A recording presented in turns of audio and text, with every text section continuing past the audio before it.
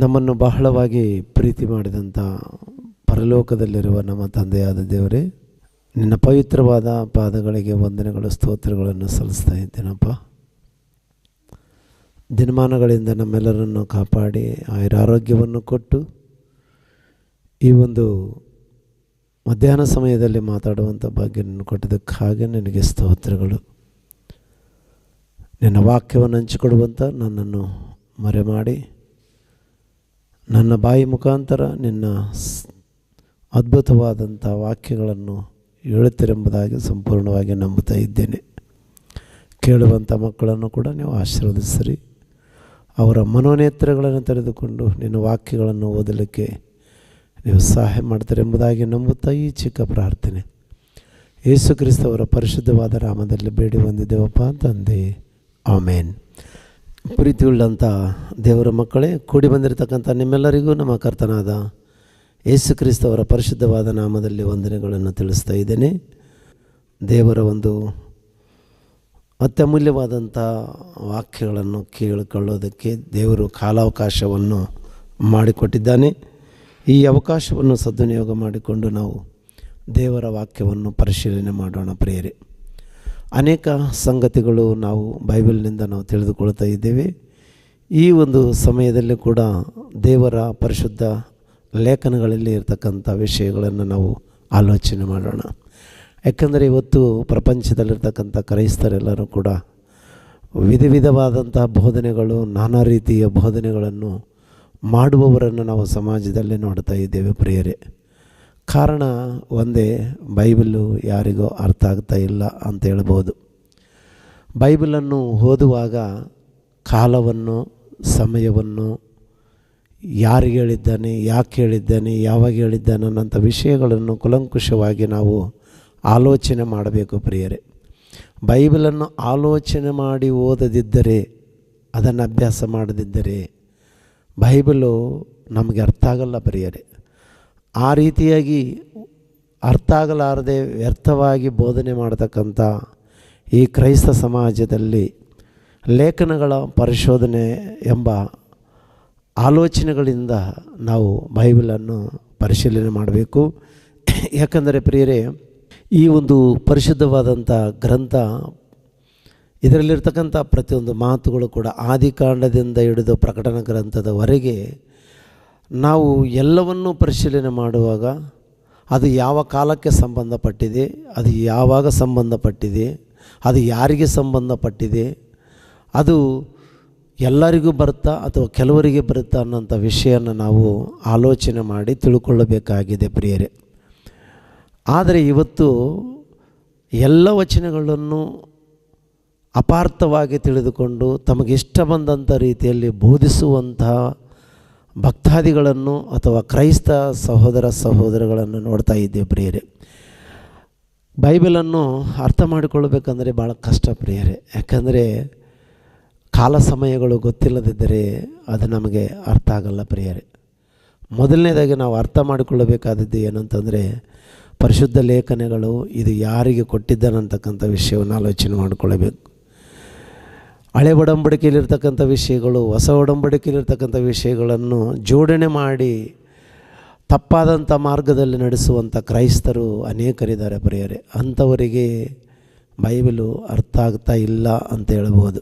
ಇವತ್ತು ನಾನು ನಿಮಗೆ ಉಪದೇಶ ಮಾಡುವುದಕ್ಕೆ ಆರಿಸಿಕೊಂಡಂಥ ಅಂಶ ಏನು ಅಂತಂದರೆ, ಆರಾಧನೆ ಸ್ಥಳ ಯಾವುದು, ಆರಾಧನೆ ಸ್ಥಳ ಯಾವುದು, ಈ ಆರಾಧನೆ ಸ್ಥಳ ಯಾವುದು, ನಾವು ಹೇಗೆ ಆರಾಧನೆ ಮಾಡಬೇಕು ಅನ್ನೋಂಥ ವಿಷಯವನ್ನು ನಾವು ಸ್ವಲ್ಪ ಆಳವಾಗಿ ಆಲೋಚನೆ ಮಾಡೋಣ ಪ್ರಿಯರೇ. ಯಾಕಂದರೆ ಆರಾಧನೆಗೆ ಸ್ಥಳ ಉಂಟಾ ಅಂಥೇಳಿ ನಾವು ಆಲೋಚನೆ ಮಾಡುವಾಗ ಇವತ್ತು ಸಮಾಜದಲ್ಲಿರ್ತಕ್ಕಂಥ ಅನೇಕ ಕ್ರೈಸ್ತರು ಆರಾಧನೆಗಳಿಗೆ ಸ್ಥಳಗಳನ್ನು ಏರ್ಪಾಟು ಮಾಡಿಕೊಂಡು ಇಲ್ಲೇ ಆರಾಧನೆ ಮಾಡಬೇಕು, ಇಲ್ಲೇ ದೇವ್ರನ್ನ ಸ್ತುತಿಸಬೇಕು, ಇಲ್ಲೇ ದೇವ್ರನ್ನ ಮಹಿಮೆಪಡಿಸಬೇಕು, ಇದು ಬಿಟ್ಟು ಬೇರೆ ಎಲ್ಲಿ ಮಾಡಿದರೂ ಕೂಡ ನೀವು ಪಾಪ ಮಾಡಿದವರಾಗುತ್ತೀರಿ ಅನ್ನೋಂಥ ಭಾವನೆಗಳಿಂದ ವಾಕ್ಯಗಳನ್ನು ಹಂಚಿಕೊಡುವಂಥ ಕ್ರೈಸ್ತರು ಇವತ್ತಿನ ಸಮಾಜದಲ್ಲಿ ನಾವು ನೋಡ್ತಾ ಇದ್ದೇವೆ ಪ್ರಿಯರೇ. ಯಾಕಂದರೆ ಆರಾಧನೆ ಮಾಡತಕ್ಕಂಥದ್ದು ಒಂದು ಪ್ರತ್ಯೇಕವಾದಂಥ ಸ್ಥಳವನ್ನು ಆರಿಸಿಕೊಂಡು, ಅಂದರೆ ಸಭೆಗಳ ಮಂದಿರಗಳ ರೂಪದಲ್ಲಿ ಇವತ್ತು ಮನೆಗಳಲ್ಲಾಗಿರ್ಬೋದು, ದೊಡ್ಡ ದೊಡ್ಡ ಆಲಯಗಳನ್ನು ಕಟ್ಟಿಕೊಂಡು ಈ ಆಲಯದಲ್ಲಿ ಆರಾಧನೆ ಮಾಡಬೇಕು, ಈ ಆಲಯದಲ್ಲಿ ಆರಾಧನೆ ಮಾಡಿದರೆ ಮಾತ್ರ ನಾವು ಪರಲೋಕ ಸೇರ್ತೀವಿ, ಸಭೆಗಳಲ್ಲಿ ಆರಾಧನೆ ಮಾಡದಿದ್ದರೆ ನೀನು ಎಲ್ಲಿ ಬೇಕಾದರಲ್ಲಿ ಆರಾಧನೆ ಮಾಡಿದರೆ ನೀನು ಪರಲೋಕಕ್ಕೆ ಹೋಗಲ್ಲ ಅನ್ನೋಂಥ ಭಾವನೆಗಳಿಂದ ಇವತ್ತು ಅನೇಕರು ದುರ್ಬೋಧನೆಗಳನ್ನು ಮಾಡುವಂಥವರನ್ನು ನಾವು ನೋಡ್ತಾ ಇದ್ದೀವಿ ಪ್ರಿಯರೇ. ನಿಜವಾಗಲೂ ಈ ಆರಾಧನೆಗೆ ಒಂದು ಪ್ರತ್ಯೇಕವಾದಂಥ ಸ್ಥಳ ಬೇಕಾಗಿದೆನಾ? ಇಷ್ಟಕ್ಕೆ ಆರಾಧನೆ ಅಂದರೆ ಏನು ಅಂತಕ್ಕಂಥ ವಿಷಯನ ನಾನು ಕೆಲವು ತಿಂಗಳುಗಳ ಹಿಂದೆ ಮಾತಾಡಿದ್ದೇನೆ. ಇದೇ ಯೂಟ್ಯೂಬ್ ಚಾನಲಲ್ಲಿದೆ, ನೀವು ಮತ್ತೊಂದು ಸಲ ಆ ಒಂದು ಸಬ್ಜೆಕ್ಟನ್ನು ನೀವು ನೋಡಿಕೊಳ್ಳಬಹುದು. ಆರಾಧನೆ ಎಂದರೆ ಏನು ಅನ್ನೋಂಥ ಸಬ್ಜೆಕ್ಟ್ ಮಾತಾಡಿದ್ದೀನಿ. ಆರಾಧನೆ ಅಂದ್ರೇ ಇವತ್ತು ಸಮಾಜಕ್ಕೆ ಗೊತ್ತಿಲ್ಲದೆ ಅದನ್ನು ಅಪಾರ್ಥ ತಿಳಿದುಕೊಂಡು ಆರಾಧನೆ ಅನ್ನೋಂಥ ವಿಷಯವನ್ನು ಅದು ಕೇವಲ ಒಂದು 4 ಗೋಡೆಗಳ ಮಧ್ಯದಲ್ಲಿ ಅದನ್ನು ಆರಾಧಿಸಬೇಕು ಅನ್ನೋಂಥ ಭಾವನೆಗಳಿಂದ ಮಾತಾಡುವಂಥ ವ್ಯಕ್ತಿಗಳಿಗೆ ಮತ್ತೊಂದು ಸಲ ಈ ವಿಷಯವನ್ನು ನಾನು ಹೇಳಲಿಕ್ಕೆ ಇಷ್ಟಪಡ್ತಾಯಿದ್ದೇನೆ. ಅದು ಆರಾಧನೆ ಅಂದರೆ ಏನು ಅಂತ ಬೋಧನೆ ಮಾಡಿದ್ದೀನಿ. ಇದು ಆರಾಧನೆ ಮಾಡುವ ಸ್ಥಳ ಯಾವುದು? ಆರಾಧನೆ ಮಾಡುವ ಸ್ಥಳ ಯಾವುದು? ಪ್ರಿಯರೇ, ನಾವು ಬೈಬಲನ್ನು ಸರಿಯಾದ ರೀತಿಯಂತಲ್ಲಿ ಪರಿಶೀಲನೆ ಮಾಡಬೇಕು. ಬೈಬಲನ್ನು ನಾವು ಪರಿಶೀಲನೆ ಮಾಡದೆ ಹೋದರೆ ಈ ಸಬ್ಜೆಕ್ಟ್ ನಮಗೆ ಅರ್ಥ ಆಗಲ್ಲ.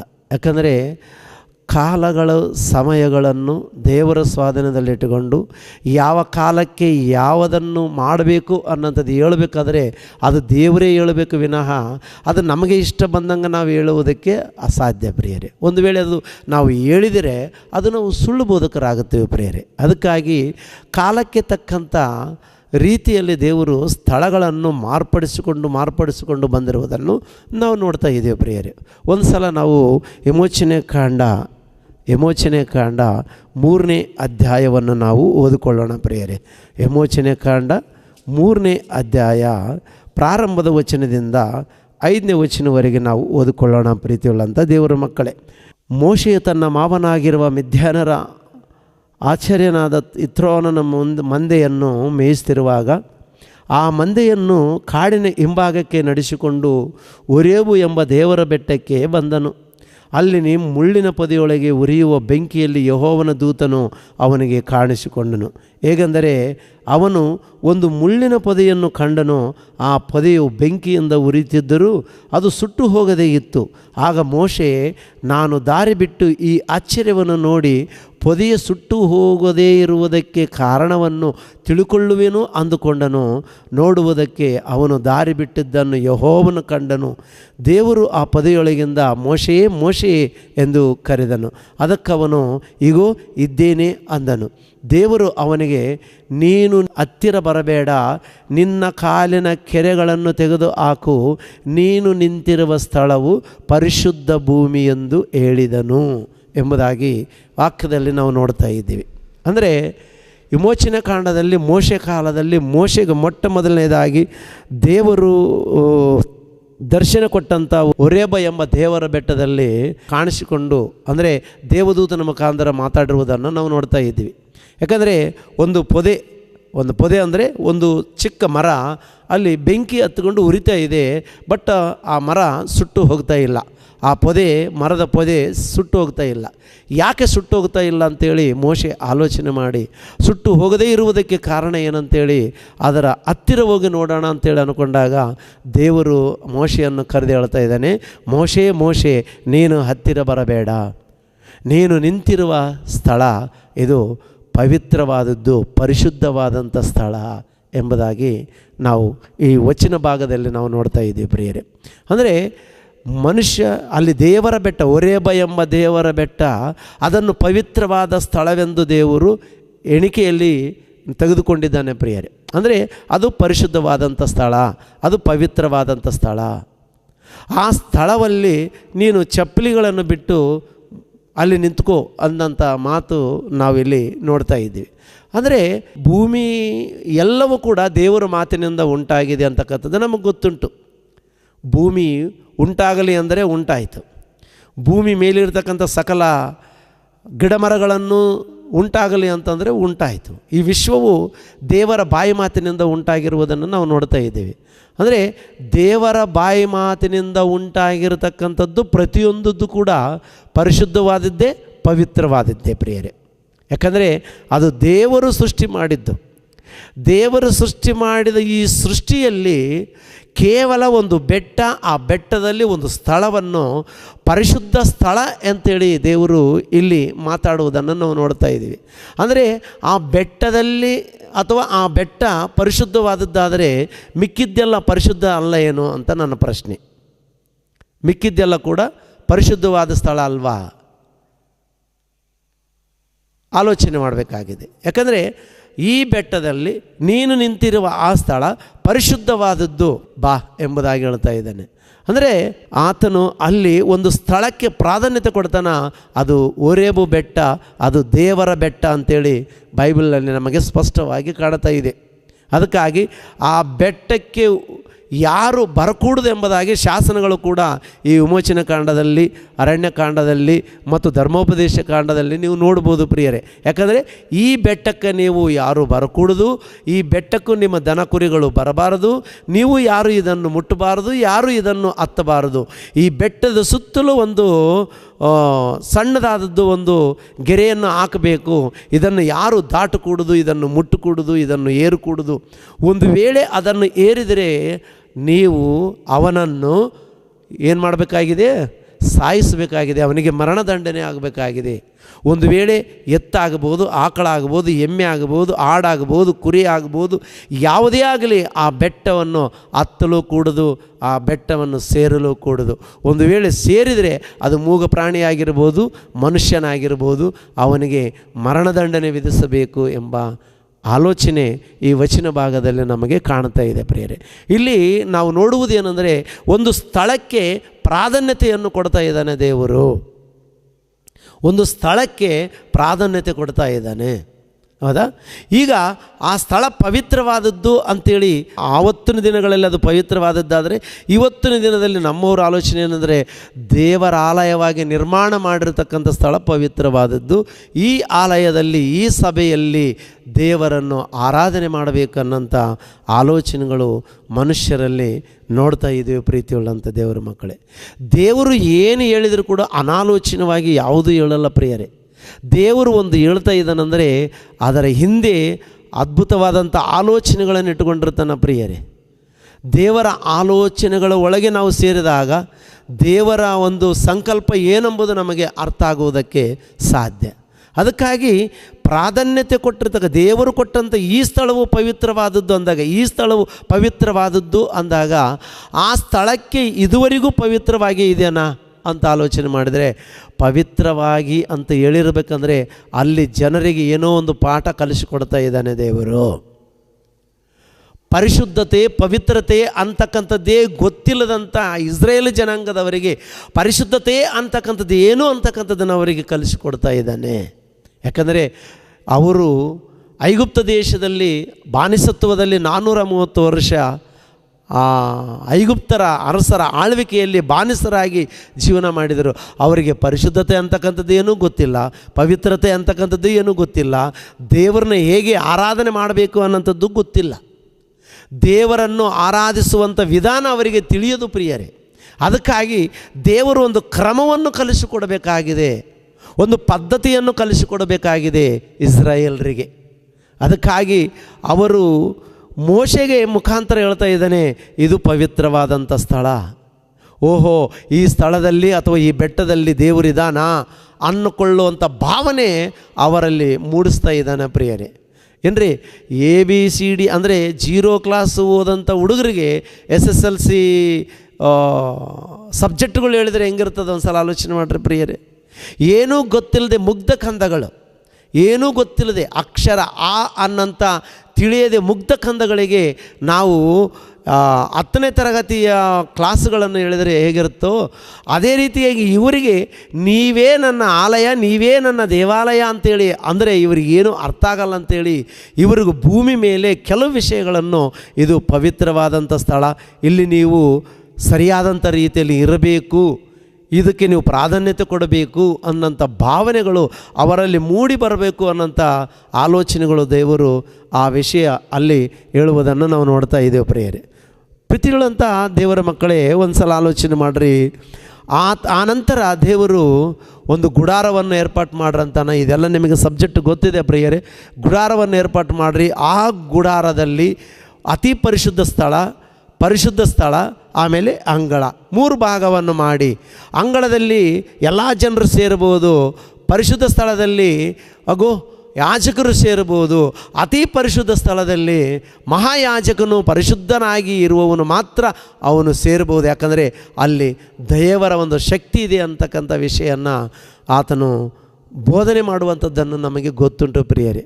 ಈ 3 ಭಾಗಗಳನ್ನು ಮಾಡಿ ಎಲ್ಲ ಜನರು ಅಂಗಳದಲ್ಲಿ ಸೇರಿಸ್ತಾನ, ಪರಿಶುದ್ಧ ಸ್ಥಳದಲ್ಲಿ ಯಾಜಕರನ್ನು ಸೇರಿಸ್ತಾನ, ಅತಿ ಪರಿಶುದ್ಧ ಸ್ಥಳದಲ್ಲಿ ದೇವರ ಕೊಟ್ಟಂಥ 10 ಆಜ್ಞೆಗಳುಳ್ಳ 2 ಕಲ್ಲಿನ ಹಲಿಗೆಗಳನ್ನು ಮತ್ತು ಮಂಜುಷನ್ನು ಮತ್ತು ಆರೋನನ ಕೋಲು ಎಂಬ ತುಂಬಿರ್ತಕ್ಕಂಥ ಪೆಟ್ಟಿಗೆಯನ್ನು ಅಲ್ಲಿಟ್ಟು, ಇದು ದೇವರ ಗುಡಾರ, ಇದು ದೇವರ ಆಲಯ, ಇದರಲ್ಲಿ ಯಾರೂ ಬರಕೂಡದು, ಅದು ವರ್ಷಕ್ಕೊಂದು ಸಲ ಅತಿ ಪರಿಶುದ್ಧ ಸ್ಥಳದಲ್ಲಿ ಸೇರಬೇಕಂದ್ರೆ ಯಾಜಕರು, ಮಹಾಯಾಜಕನಾಗಿರತಕ್ಕಂಥವನು ಅತಿ ವಿನಯವುಳ್ಳವನಾಗಿ ಅತಿ ಪರಿಶುದ್ಧನಾಗಿ ತನ್ನನ್ನು ತಾನು ಪರಿಶುದ್ಧತೆ ಮಾಡಿಕೊಂಡು ಆ ಆಲಯದೊಳಗೆ ಪ್ರವೇಶ ಮಾಡಬೇಕು ಅನ್ನೋಂಥ ಆಲೋಚನೆಗಳಿಂದ ಒಂದು ಗುಡಾರವನ್ನು ನಿರ್ಮಾಣ ಮಾಡಿ ಅದು ದೇವರ ಆಲಯ ಅಂಥೇಳಿ ಆ ಇಸ್ರೇಲ್ ಜನರಿಗೆ ಪರಿಚಯ ಮಾಡುವುದನ್ನು ನಾವು ನೋಡ್ತಾ ಇದ್ದೇವೆ ಪ್ರಿಯರೇ.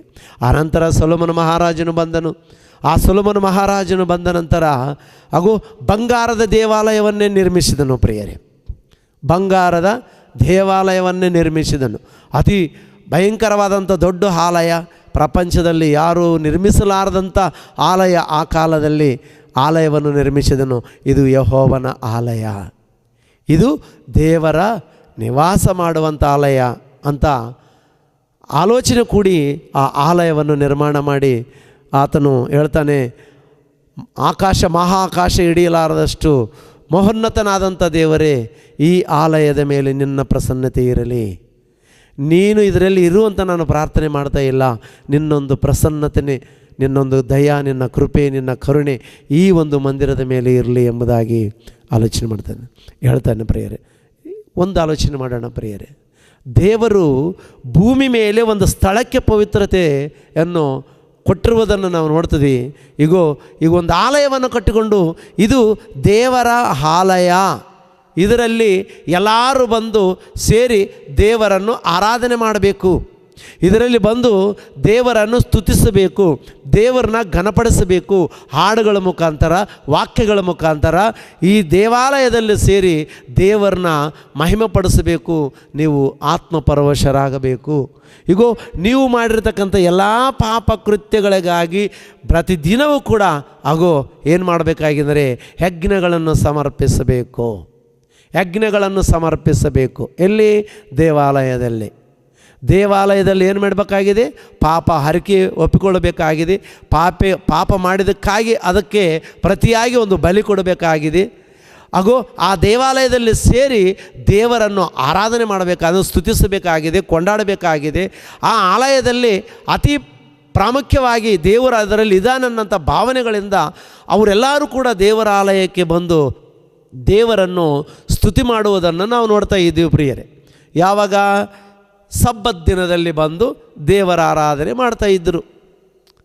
6 ದಿನಗಳು ಅವರ ಸ್ವಂತ ಕೆಲಸಗಳನ್ನು ನೋಡಿಕೊಂಡು ಅವರು ಯಾವ ರೀತಿ ಇರ್ತಿದ್ದರೋ ನಮಗೆ ಗೊತ್ತು. ಇಸ್ರೇಲರು ಯಾವ ರೀತಿ ಇದ್ದಾರೆ ಅಂದರೆ ಅವರವರ ಇಷ್ಟಗಳ ಪ್ರಕಾರ ಬದುಕಿ ಸಬ್ಬತ್ ದಿನದಲ್ಲಿ ಮಾತ್ರ ಬಂದು ಅಲ್ಲಿ ಆರಾಧನೆ ಮಾಡಿಕೊಂಡು ಮುಗಿಸಿಕೊಂಡು ಪುನಃ ಮತ್ತೆ ಅವರಿಷ್ಟ ಬಂದಂತೆ ಅವರ ಜೀವಿತವನ್ನು ಕಳೆದರು ಎಂಬುದಾಗಿ ನಾವು ಬೈಬಲ್ಗಳಲ್ಲಿ ಅನೇಕ ವಚನಗಳನ್ನು ನೋಡ್ತಾ ಇದ್ದೀವಿ.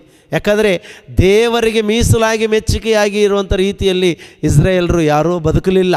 ಯಾರೋ ಅಪರೂಪ ಭಕ್ತಾದಿಗಳನ್ನು ಬದುಕಿರುವುದನ್ನು ನಾವು ನೋಡುತ್ತಾ ಇರ್ತೀವಿ ಪ್ರಿಯರೇ. ಆದರೆ ಎಲ್ಲರೂ ಕೂಡ ಏನಂದರೆ ವಾರಕ್ಕೆ ಒಂದು ಸಲ ಬಂದು, ಯಾವ ವಾರ? ಸಬ್ಬತ್ ದಿನ. ಅದು ಯಾವ ವಾರ ಬರುತ್ತೆ? ಶನಿವಾರ ಬರುತ್ತೆ. ಶನಿವಾರ ದಿನ ದೇವರ ಆರಾಧನೆ ಮಾಡುವಂಥ ವ್ಯಕ್ತಿಗಳಾಗಿದ್ದರು ಅವರು. ಅಂದರೆ ವಾರಕ್ಕೆ ಒಂದು ಸಲ ಸಬ್ಬತ್ ದಿನ ಅಂತೇಳಿ, ಇದು ದೇವರ ದಿನ ಅಂತೇಳಿ, ಇದು ಪರಿಶುದ್ಧ ದಿನ ಅಂತೇಳಿ ಆ ದಿನದಲ್ಲಿ ದೇವರನ್ನು ಆರಾಧನೆ ಮಾಡುವುದಕ್ಕಾಗಿ ಪ್ರಾರಂಭಿಸಿದರು. 6 ದಿನಗಳು ತಮಗಿಷ್ಟ ಬಂದಂತೆ ಜೀವನ ಮಾಡಿ 7ನೇ ದಿನದಲ್ಲಿ ಇದು ವಿಶ್ರಾಂತಿ ದಿನ, ದೇವರ ದಿನ ಅಂತೇಳಿ ಆ ದಿನದಲ್ಲಿ ಬಂದು ದೇವಾಲಯದಲ್ಲಿ ಸೇರಿಕೊಂಡು ಪಾಪಹಾರಿಕೆಗಳನ್ನು ಒಪ್ಪಿಕೊಳ್ತಿದ್ದರು, ದೇವರಿಗೆ ಕಾಣಿಕೆಗಳನ್ನು ಕೊಡುತ್ತಿದ್ದರು. ಅನಂತರ ಹಾಗೂ ದೇವರನ್ನು ಕೊಂಡಾಡುತ್ತಿದ್ದರು, ಆತನನ್ನು ಸ್ತುತಿಸ್ತಿದ್ದರು. ಮತ್ತೆ ಯಾವ ಆಟ?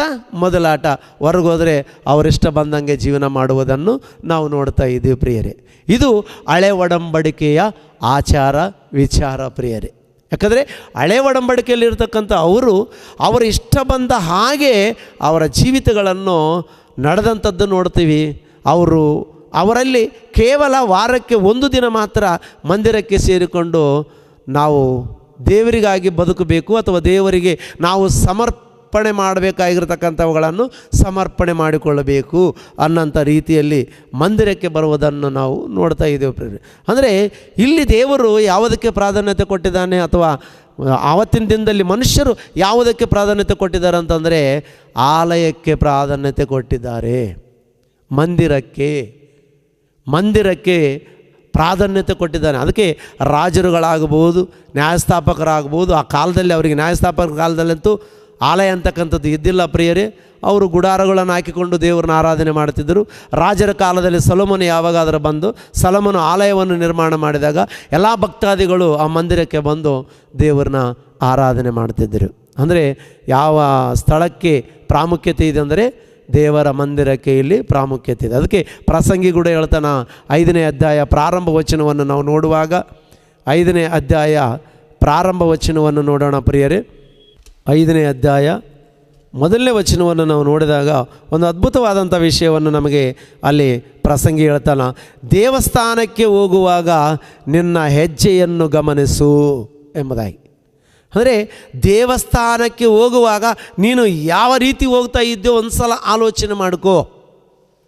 ಅಂದರೆ ದೇವಸ್ಥಾನಕ್ಕೆ ಹೋಗುವಾಗ ನಿನ್ನ ಹೆಜ್ಜೆಯನ್ನು ಗಮನಿಸು ಅಂತ ಹೇಳ್ತಾ ಇದ್ದಾನೆ. ಅಂದರೆ ನಾವು ಪರಿಶುದ್ಧರಾಗಿ ದೇವಾಲಯಕ್ಕೆ ಹೋಗಬೇಕಾಗಿದೆ.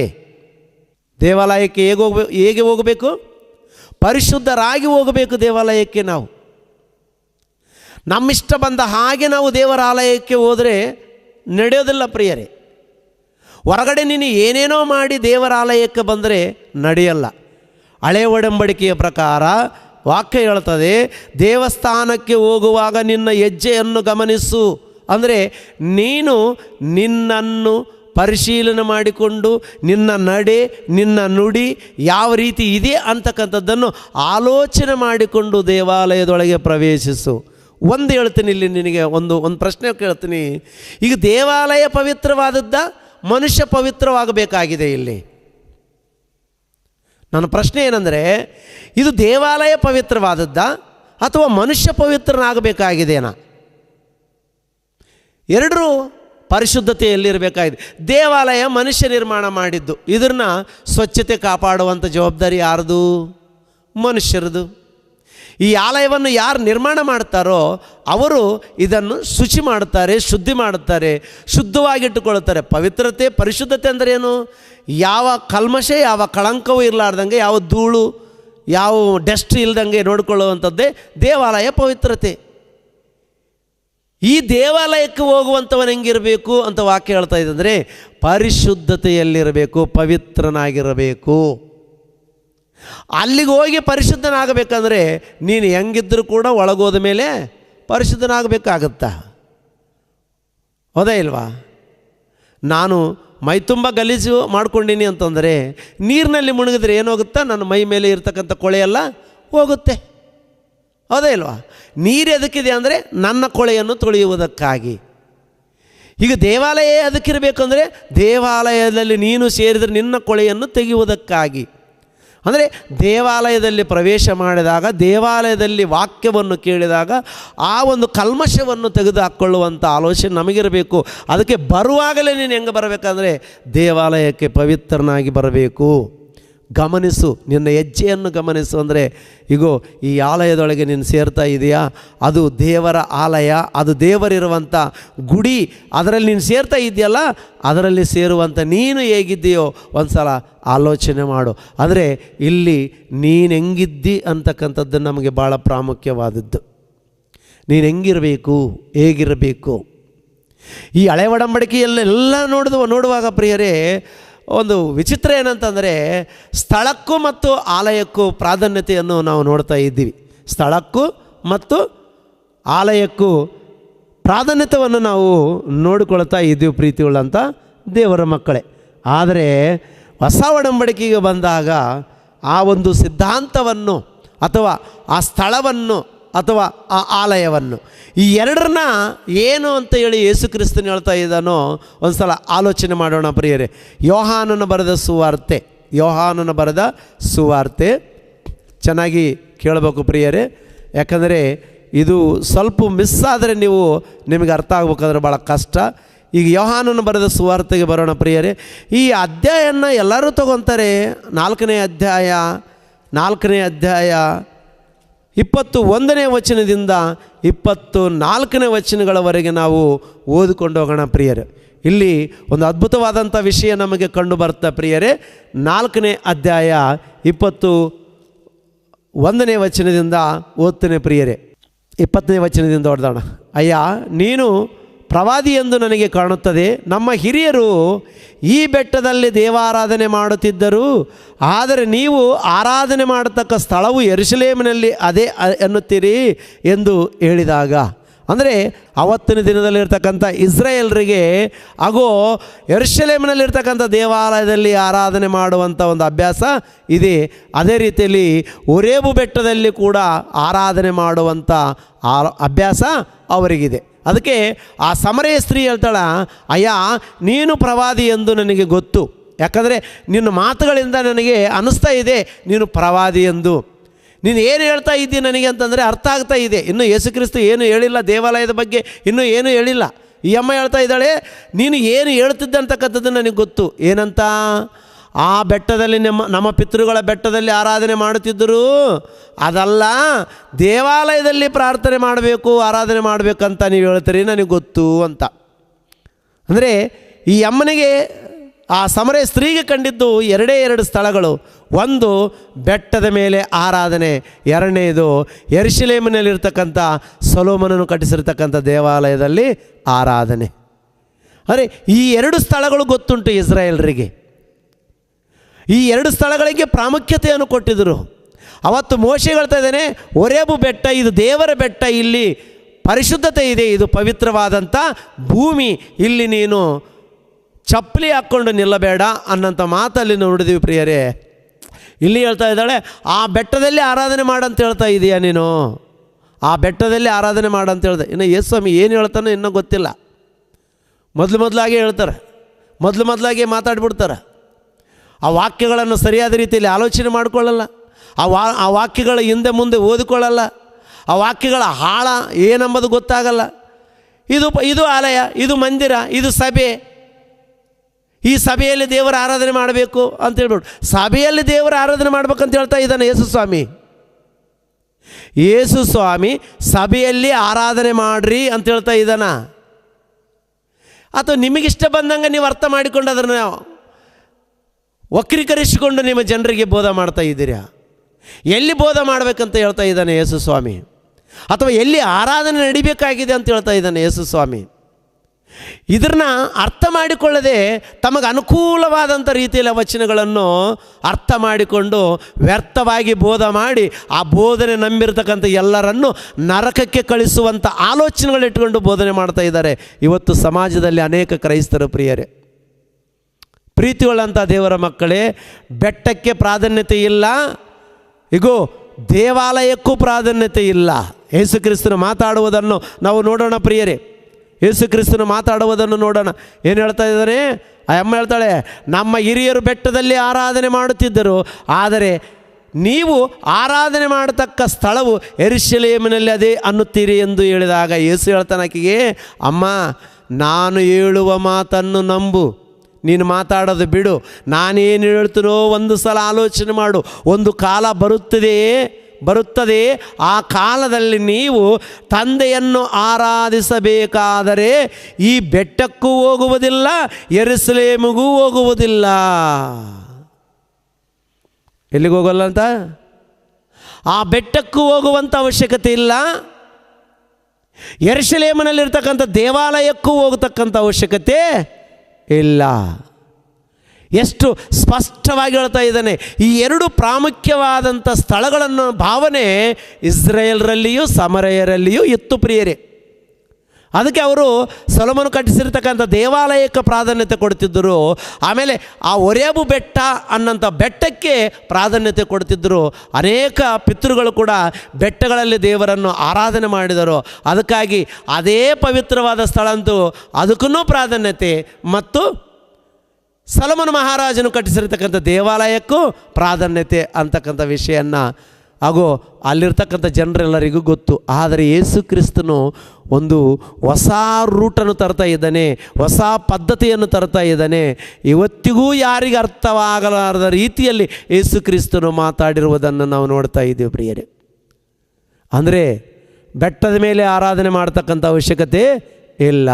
ಅನಂತರ ಹೇಳ್ತಾ ಇದ್ದಾನೆ, ಯೆರೂಸಲೇಮಕ್ಕೂ ಅಂದರೆ ಪಟ್ಟಣದಲ್ಲಿ ನೀವು 4 ಗೋಡೆಗಳು ಕಟ್ಟಿಕೊಂಡು ಇದು ಕ್ರಿಸ್ತನ ಸಭೆ ಅಂತ ಹೇಳಿ ನೀವು ಏನಾದರೂ ಮಾತಾಡ್ತಿರಲ್ಲ, ಇದರಲ್ಲೇ ಆರಾಧನೆ ಮಾಡಬೇಕಂತ ನೀವು ಹೇಳ್ತಾ ಇದ್ದೀರಲ್ಲ, ಅಲ್ಲಿಗೂ ಹೋಗಿ ನೀವು ಆರಾಧನೆ ಮಾಡುವಂಥ ಅವಶ್ಯಕತೆ ಇಲ್ಲ. ಹೌದಾ? ಮತ್ತು ಎಲ್ಲಿ ಆರಾಧನೆ ಮಾಡಬೇಕಾಗಿದೆ ನಾವು? ಅಲ್ಲೂ ಬೇಡ ಇಲ್ಲೂ ಬೇಡ ಅಂದರೆ ಎಲ್ಲಿ ಆರಾಧನೆ ಮಾಡಬೇಕಾಗಿದೆ ನಾವು? ಯಾವ ಸ್ಥಳಕ್ಕೆ ನಾವು ಪ್ರಾಧಾನ್ಯತೆ ಕೊಡಬೇಕಾಗಿದೆ? ನಾವು ಒರೇಬು ಬೆಟ್ಟಕ್ಕೆ ಪ್ರಾಮುಖ್ಯತೆ ಕೊಡೋಣ, ಸೀನಾಯಿ ಬೆಟ್ಟಕ್ಕೆ ಪ್ರಾಮುಖ್ಯತೆ ಕೊಡೋಣ, ಇನ್ನೂ ಅನೇಕ ಬೆಟ್ಟಗಳಿದ್ದಾವೆ ಅವಕ್ಕೆ ನಾವು ಪ್ರಾಮುಖ್ಯತೆ ಕೊಡೋಣ, ಅಥವಾ ಅನೇಕ ದೇವಾಲಯಗಳು ನಿರ್ಮಾಣವಾಗಿವೆ ಈ ದೇವಾಲಯಗಳಿಗೆ ನಾವು ಪ್ರಾಮುಖ್ಯತೆ ಕೊಡೋಣ? ಪರಿಪೂರ್ಣರಾಗುವುದಕ್ಕೆ ದೇವರು ನಮ್ಮನ್ನು ಯಾವ ರೀತಿಯಲ್ಲಿ ಚೇಂಜ್ ಮಾಡ್ಕೊತ ಬರ್ತಾ ಇದ್ದಾನೆ ಆಲೋಚನೆ ಮಾಡಿರಿ ಪ್ರಿಯರೇ.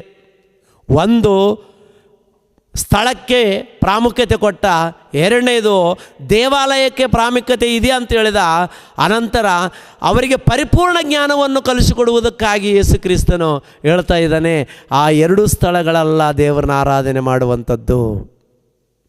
ಬೆಟ್ಟ ಅಲ್ಲ, ಹೊರಗ ಅಂಗಳಗಳು ಅಲ್ಲ, ದೇವಾಲಯಗಳು ಅಲ್ಲ. ನೀವು ಎಲ್ಲಿ ಬೇಕಾದ್ರೆ ಎಲ್ಲೋ ಗುಡಿಗೋಪುರಗಳನ್ನು ಕಟ್ಟಿಕೊಂಡು 4 ಗೋಡೆಗಳ ಮಧ್ಯದಲ್ಲಿ ಇದು ಸಭೆ, ಇದು ಚರ್ಚು, ಇದು ಮಂದಿರ, ಇದು ದೇವಾಲಯ ಅಂದ್ಕೊಂಡು ನೀವೇನಾದರೂ ಆರಾಧನೆ ಮಾಡಬೇಕು ಅಂತ ಅದಕ್ಕೆ ಪ್ರಾಮುಖ್ಯತೆ ಕೊಡ್ತಾ ಇದ್ದೀರಲ್ಲ, ಅಲ್ಲೆಲ್ಲ ಆರಾಧನೆ ಮಾಡುವುದು, ಅಲ್ಲೆಲ್ಲ ಆರಾಧನೆ ಮಾಡುವುದು. ಇನ್ನೆಲ್ಲಿ ಆರಾಧನೆ ಮಾಡಬೇಕು? ಎಲ್ಲಿ ಅಂದರೆ ಇವತ್ತು ಸಮಾಜನ ಕೇಳ್ರಿ, ಕ್ರೈಸ್ತ ಸಹೋದರರ ಕೇಳ್ರಿ, ಏನು ಹೇಳ್ತಾರೆ? ಈಗೋ ಇದೇ ದೇವರ ಆಲಯ, ಇಲ್ಲೇ ಆರಾಧನೆ ಮಾಡಬೇಕು, ಇಲ್ಲೇ ಯಜ್ಞಗಳನ್ನು ಸಮರ್ಪಿಸಬೇಕು, ಇಲ್ಲೇ ದೇವರ ವಾಕ್ಯ ಹೇಳಬೇಕು, ಇಲ್ಲೇ ಪ್ರಾರ್ಥನೆ ಮಾಡಬೇಕು, ಇಲ್ಲೇ ಕಾಣಿಕೆಗಳನ್ನು ಕೊಡಬೇಕು, ಎಲ್ಲ ಇಲ್ಲೇ ಮಾಡಬೇಕು ಅಂತೇಳಿ, ಅಲ್ಲೇ ಮಾಡಬೇಕಂತ ವಾಕ್ಯ ಎಲ್ಲಿದೆ? ಅದೇ ಪ್ರಾಮುಖ್ಯವಾದಂಥ ಸ್ಥಳ ಅಂತೇಳಿ ಬೈಬಲ್ನಲ್ಲಿ ಎಲ್ಲಿದೆ? ಗೊತ್ತಿದ್ದರೆ ತಿಳಿಸಿ. ಯೇಸು ಸ್ವಾಮಿಯ 2 ಸ್ಥಳಗಳನ್ನು ಒಡೆದಾಕ್ತಾ ಇದ್ದಾನೆ. ಅಮ್ಮ, ನನ್ನನ್ನು ನಂಬು, ನನ್ನ ಮಾತನ್ನು ನಂಬು. ನಾನು ಹೇಳ್ತಾ ಇದ್ದೀನಿ, ಒಂದು ಕಾಲ ಬರುತ್ತದೆ, ಆ ಕಾಲದಲ್ಲಿ ನೀವು ಬೆಟ್ಟಕ್ಕೂ ಯೆರೂಸಲೇಮಿಗೂ ಹೋಗುವಂಥ ಅವಶ್ಯಕತೆ ಇಲ್ಲ. ಮತ್ತು ಎಲ್ಲಿಗೆ ಹೋಗಬೇಕು ನಾವು? ಎಲ್ಲಿಗೆ ಹೋಗಬೇಕಂತಂದರೆ ಹೇಳ್ತಾ ಇದ್ದಾನೆ ಯೇಸು ಸ್ವಾಮಿ. ಎಲ್ಲಿಗೆ ಹೋಗಬೇಕು ನಾವು ಅಂತಂದಾಗ ಯೇಸು ಸ್ವಾಮಿ ಹೇಳ್ತಾನೆ, ಆರಾಧಿಸಬೇಕಾದರೆ ಈ ಬೆಟ್ಟಕ್ಕೂ ಹೋಗುವುದಿಲ್ಲ, ಯೆರೂಸಲೇಮಿಗೂ ಹೋಗುವುದಿಲ್ಲ. ಬರಬೇಕಾದ ರಕ್ಷಣೆ ಯೆಹೂದ್ಯರೊಳಗಿಂದ ಬರುತ್ತದಷ್ಟೇ. ಆದ್ದರಿಂದ ನಾವು ಅರಿತಿರುವುದನ್ನೇ ಆರಾಧಿಸುವವರಾಗಿದ್ದೇವೆ, ನೀವು ಅರಿಯದೇ ಇರುವಂಥದ್ದನ್ನು ಆರಾಧಿಸುವವರು. ಅದಿರಲಿ, ಸತ್ಯಭಾವದಿಂದ ದೇವಾರಾಧನೆ ಮಾಡುವವರು ಆತ್ಮೀಯ ರೀತಿಯಲ್ಲಿ ಸತ್ಯಕ್ಕೆ ತಕ್ಕ ಹಾಗೆ ತಂದೆಯನ್ನು ಆರಾಧಿಸುವ ಕಾಲ ಬರುತ್ತದೆ. ಅದು ಈಗಲೇ ಬಂದಿದೆ. ತಂದೆಯನ್ನು ಆರಾಧಿಸುವವರು ಇಂಥವರೇ ಆಗಿರಬೇಕೆಂದು ಅಪೇಕ್ಷಿಸ್ತಾನಲ್ಲವೇ? ದೇವರು ಆತ್ಮಸ್ವರೂಪನು, ಆತನನ್ನು ಆರಾಧಿಸುವವರು ಕೂಡ ಹೆಂಗೆ ಆರಾಧನೆ ಮಾಡಬೇಕಂತ? ಆತನನ್ನು ಆರಾಧಿಸುವವರು ಕೂಡ ಆತ್ಮಿಕ ರೀತಿಯಲ್ಲಿ ಸತ್ಯಕ್ಕೆ ತಕ್ಕ ಹಾಗೆ ಆರಾಧಿಸಬೇಕು. ಆತ್ಮೀಕ ರೀತಿಯಲ್ಲಿ ಸತ್ಯಕ್ಕೆ ತಕ್ಕ ಹಾಗೆ ಆರಾಧಿಸಬೇಕು. ಅಂದರೆ ಮನುಷ್ಯರು ನಿರ್ಮಾಣ ಮಾಡಿರತಕ್ಕಂಥ ಆಲಯವನ್ನು ಒಡೆದಾಕಿದ ಪ್ರಿಯರೇ ದೇವರು. ಆ ಆಲಯವನ್ನು ತೆಗೆದುಹಾಕಿದ ಪ್ರಿಯರೇ, ಆ ಸ್ಥಳವನ್ನು ತೆಗೆದುಹಾಕಿದ ಪ್ರಿಯರೇ. ಆ ಸ್ಥಳ ಪ್ರಾಮುಖ್ಯತೆ ಅಲ್ಲ, ಈ ಆಲಯ ಪ್ರಾಮುಖ್ಯತೆ ಅಲ್ಲ. ಆತ್ಮೀಕ ರೀತಿಯಲ್ಲಿ ದೇವರನ್ನು ಆರಾಧನೆ ಮಾಡಬೇಕು. ಆ ಆರಾಧನೆ ಎಲ್ಲಿ ನಡಿಬೇಕು? ಇಷ್ಟಕ್ಕೂ ದೇವಾಲಯ ಯಾವುದು? ಈ 4 ಗೋಡೆಗಳ ನಿರ್ಮಾಣದಿಂದ ಮಾಡಿರ್ತಕ್ಕಂಥ ಆಲಯಕ್ಕೆ ಹಳೆ ಒಡಂಬಡಿಕೆಯಲ್ಲಿ ಪ್ರಾಧಾನ್ಯತೆ ಇರಬಹುದೇನೋ ಪ್ರಿಯರೇ, ಆದರೆ ಈಗಿನ ಕಾಲದಲ್ಲಿ ದೇವಾಲಯವನ್ನು ಬದಲಿಸ್ತಾ ಇದ್ದಾನೆ, ಚೇಂಜ್ ಮಾಡ್ತಾ ಇದ್ದಾನೆ. ಆ ಆಲಯ ಅದು ಅಲ್ಲ, ಆ ಆಲಯ ಅಲ್ಲಿ ಅಲ್ಲ, ಅಲ್ಲಿ ದಿನನಿತ್ಯ ನನಗೆ ಆರಾಧನೆ ನಡೀತಾ ಇಲ್ಲ, ಅಲ್ಲಿ ಪ್ರತಿನಿತ್ಯವೂ ನನ್ನನ್ನು ಆರಾಧಿಸ್ತಾ ಇಲ್ಲ. ವಾರಕ್ಕೆ ಒಂದು ಸಲ ಹಳೆ ಒಡಂಬಡಿಕೆ ಪ್ರಕಾರ ಸಬ್ಬತ್ ದಿನದಲ್ಲಿ ಹೋಗಿ ವಾರಕ್ಕೆ ಒಂದು ಸಲ ನನ್ನನ್ನು ಆರಾಧನೆ ಮಾಡ್ತಾ ಇದ್ದರು. ಈಗ ಹೊಸ ಒಡಂಬಡಿಕೆಯಲ್ಲಿ ಇರ್ತಕ್ಕಂಥ ಈಗಿನ ಜನರು ಏನು ಮಾಡ್ತಾ ಇದ್ದಾರೆ ಅಂದರೆ, ಭಾನುವಾರ ಆರಾಧನೆ, ಆದಿತ್ಯವಾರ ಆರಾಧನೆ, ಆದಿತ್ಯವಾರನೇ ಮಾಡಬೇಕು, ಬೇರೆ ವಾರ ಮಾಡಬಾರದು ಅನ್ನೋಂಥ ಅಜ್ಞಾನದ ಮಾತುಗಳನ್ನು ಮಾತಾಡಿಕೊಂಡು ತಿರುಗಾಡುವಂಥ ದುಷ್ಟ ಬೋಧನೆಗಳು ಈ ಸಮಾಜದಲ್ಲಿ ತುಂಬಿದೆ ಪ್ರಿಯರೇ. ಅದಕ್ಕಾಗಿ ಹೇಳ್ತಾನೆ, ದೇವಾಲಯವನ್ನು ಚೇಂಜ್ ಮಾಡ್ತಾ ಇದ್ದಾನೆ, ಆಲಯವನ್ನು ಚೇಂಜ್ ಮಾಡ್ತಾ ಇದ್ದಾನೆ. ದಿನನಿತ್ಯ ಆರಾಧನೆ ಮಾಡುವಂಥ ಸ್ಥಳ ನನಗೆ ಬೇಕಾಗಿದೆ. ದಿನನಿತ್ಯ ಆರಾಧನೆ ಮಾಡುವಂಥ ಸ್ಥಳ, ಒಂದು ಪ್ರತ್ಯೇಕವಾದಂಥ ಸ್ಥಳ, ಅದು ನನಗೆ ಬೇಕಾಗಿದೆ. ಆ ಸ್ಥಳವನ್ನು ನಾನು ನಿರ್ಮಾಣ ಮಾಡ್ತಾ ಇದ್ದೀನಿ. ಆ ಒಂದು ಆಲಯವನ್ನು ನಾನೇ ನಿರ್ಮಾಣ ಮಾಡಿಕೊಳ್ತಾ ಇದ್ದೀನಿ. ಆ ಆಲಯದಲ್ಲಿ ಆದರೆ ದಿನನಿತ್ಯವೂ ಆರಾಧನೆ ಮಾಡುವುದಕ್ಕೆ ಸಾಧ್ಯತೆ ಉಂಟು. ಭಾನುವಾರಕ್ಕೊಂದು ಸಲ, ಶನಿವಾರಕ್ಕೊಂದು ಸಲ ಆರಾಧನೆ ಮಾಡುವಂಥ ಆರಾಧನೆ ನನಗೆ ಸರಿ ಹೋಗ್ತಾ ಇಲ್ಲ ಪ್ರಿಯರೇ. ನನಗೇನು ಬೇಕಾಗಿತ್ತಂದರೆ ದಿನಾಲೂ ಆರಾಧನೆ ಮಾಡಬೇಕು, ದಿನಾಲೂ ಆರಾಧನೆ ಮಾಡಬೇಕು. ಎಲ್ಲಿ ಆರಾಧನೆ ಮಾಡಬೇಕು? ದೇವರ ಆಲಯದಲ್ಲಿ, ದೇವರು ತಾನು ಕಟ್ಟಿಕೊಂಡ ಆಲಯದಲ್ಲಿ ದಿನಾಲೂ ಆರಾಧನೆ ಮಾಡಬೇಕು. ನೀನು ಕಟ್ಟಿಕೊಂಡ ದೇವಾಲಯದಲ್ಲಿ ವಾರಕ್ಕೆ ಒಂದು ಸಲ, ಅದು ಪ್ರತ್ಯೇಕವಾಗಿ ಭಾನುವಾರನಂಥ ದಿನದಲ್ಲಿ ಮಾತ್ರ ನೀನು ಆರಾಧನೆ ಮಾಡಿಕೊಂಡು ಇವತ್ತಿಗೆ ಸಾಕು ಕಾರ್ಯಕ್ರಮವನ್ನು ಮುಗಿಸಿಕೊಂಡು 6 ದಿನಗಳು ನಿನ್ನ ಸ್ವಂತ ಕಾರ್ಯಕ್ರಮಗಳನ್ನು ಮಾಡಿಕೊಂಡು ಮತ್ತೆ ಭಾನುವಾರ ಬಂದರೆ ಅವತ್ತು ದೇವರ ಆರಾಧನೆ ಅಂತೇಳಿ ಆರಾಧನಾ ಕಾರ್ಯಕ್ರಮದಲ್ಲಿ ಸೇರಿಕೊಂಡು 2 ಹಾಡು ಆಡಿಕೊಂಡು ಏನ್ರಿ ನೀನು ನಿನ್ನ ಉಲ್ಲಾಸಪಟ್ಟು ಸಂತೋಷಪಟ್ಟು ನೀನು ಆ ಒಂದು 2 ತಾಸು ಉಲ್ಲಾಸದಿಂದಲೂ ಸಂತೋಷದಿಂದಲೂ ನಿನ್ನನ್ನು ನೀನು ಸಂಭ್ರಮ ಮಾಡಿಕೊಂಡು 2 ತಾಸು ಮುಗಿದ ಮೇಲೆ ಮತ್ತೆ ಪುನಃ ನಿನ್ನ ಮನೆಗೆ ನೀನು ಹೋಗ್ತಾ ಇದೆಯಾ? ಆ ಆಲಯ ಬೀಗ ಹಾಕ್ಕೊಂಡು ಮನೆಗೆ ಹೋಗ್ತಾ ಇದೆಯಾ? ಆ ಆಲಯ ಮತ್ತು ಜಪೂರ್ ಅಂತದು ಯಾರೂ ಇರಲ್ಲ, ನೊಣ ಬಡೆಯವ್ರೂ ಇರಲ್ಲ. ಅದಕ್ಕೆ ದೇವರು ಇಲ್ಲ, ನನಗೆ ಅದಿಷ್ಟ ಇಲ್ಲ. ಅದಕ್ಕೆ ಬೆಟ್ಟಕ್ಕೂ ಹೋಗಬೇಕಾಗಿಲ್ಲ, ಹಾಗೂ ಪಟ್ಟಣಗಳಲ್ಲಿರ್ತಕ್ಕಂಥ ಮಂದಿರಕ್ಕೆ ಹೋಗಬೇಕಂತ ಅವಶ್ಯಕತೆ ಇಲ್ಲ. ನನಗೆ ದಿನನಿತ್ಯವೂ ಯಜ್ಞಗಳು ಸಮರ್ಪಿಸಬೇಕಾಗಿದೆ, ದಿನನಿತ್ಯವೂ ಸ್ತೋತ್ರಗಳನ್ನು ಸಮರ್ಪಿಸಬೇಕಾಗಿದೆ, ದಿನನಿತ್ಯವೂ ನನ್ನನ್ನು ಆರಾಧಿಸಬೇಕಾಗಿದೆ, ದಿನನಿತ್ಯವೂ ಪಾಪಕ್ಷಮಾಪಣೆ ಬೇಡುವವರಾಗಬೇಕಾಗಿದೆ. ನನಗೆ ಅದು ಬೇಕು. ನನಗೆ ಅಂಥ ಒಂದು ಆಲಯವನ್ನು ನಾನು ನಿರ್ಮಾಣ ಮಾಡಿಕೊಂಡಿದ್ದೇನೆ. ಆ ಆಲಯ ಯಾವುದು ಅಂತಂದರೆ ನಿಮ್ಮೆಲ್ಲರಿಗೂ ಗೊತ್ತುಂಟು.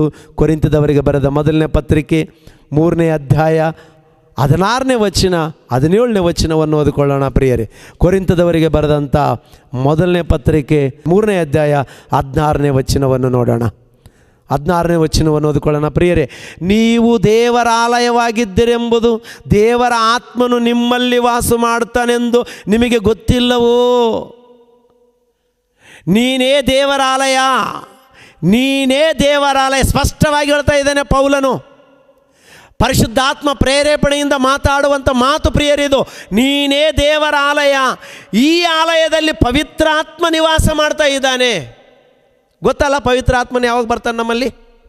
ನಾವು ಪರಿಶುದ್ಧತೆಯಲ್ಲಿ ಬಂದಾಗ. ಯಾವಾಗ? ನಾವು ದೀಕ್ಷಾ ಸ್ನಾನ ತಗೊಂಡಾಗ.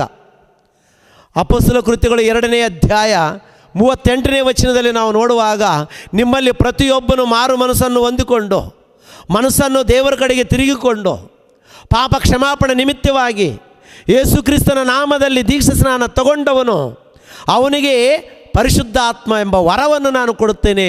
ಆತನು ನಿಮ್ಮಲ್ಲಿ ವಾಸ ಮಾಡುತ್ತಾನೆ. ಆತನು ನಿಮ್ಮಲ್ಲಿ ಬಂದು, ಯೋಹಾನ ಬರೆಸುವಾರ್ತೆ 16ನೇ ಅಧ್ಯಾಯ 13ನೇ ವಚನದಲ್ಲಿ ಹೇಳುವಾಗ, ಆತನು ನಿಮ್ಮೊಳಗೆ ಬಂದು ನಿಮ್ಮನ್ನು ಸರ್ವ ಸತ್ಯದೊಳಗೆ ನಡೆಸ್ತಾನೆ, ಸತ್ಯದ ಪರಿಜ್ಞಾನವನ್ನು ನೀಡುತ್ತಾನೆ. ನೀನು ಯಾವಾಗಲೂ ದೇವರನ್ನು ಕೊಂಡಾಡುವಂಥ ಭಾಗ್ಯ ನಿನಗೆ ಕೊಡ್ತಾ ಇದ್ದಾನೆ. ಪ್ರತಿನಿತ್ಯವೂ ದೇವರ ದೇವಾಲಯದಲ್ಲಿ ಆರಾಧನೆ ನಡಿಬೇಕಾಗಿದೆ.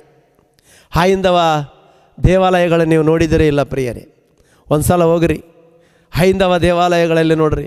ಯಾವಾಗಲೂ ಆ ದೇವಾಲಯಗಳಲ್ಲಿ ಅರ್ಚನಾ ಆಚಾರ್ಯಗಳನ್ನು ನಡೀತಾ ಇರ್ತಾವೆ ಪ್ರಿಯರೇ. ಅಲ್ಲಿ ಯಾವಾಗಲೂ ಸ್ತುತಿಗಾನ ಇರ್ತದೆ ಪ್ರಿಯರೇ, ಯಾವಾಗಲೂ ಸ್ತುತಿಗಾನ. ಒಂದು ಸಣ್ಣಾಗಿ ಸೌಂಡು, ಲೈಟ್ ಸೌಂಡ್ ಇಟ್ಟಿರ್ತಾರೆ. ಏನಂತ ನೀವು ಕೇಳಿರೇ ಇಲ್ಲ, ಒಂದು ಸಲ ಹೋಗಿರೇ ಇಲ್ಲ. ಒಂದು ವೇಳೆ ಗೊತ್ತಿಲ್ಲದ್ರೆ ಹೋಗ್ರಿ, ಅಲ್ಲಿ ಯಾವಾಗಲೂ ಸ್ತುತಿಗಾನ ನಡೀತಿರ್ತದ,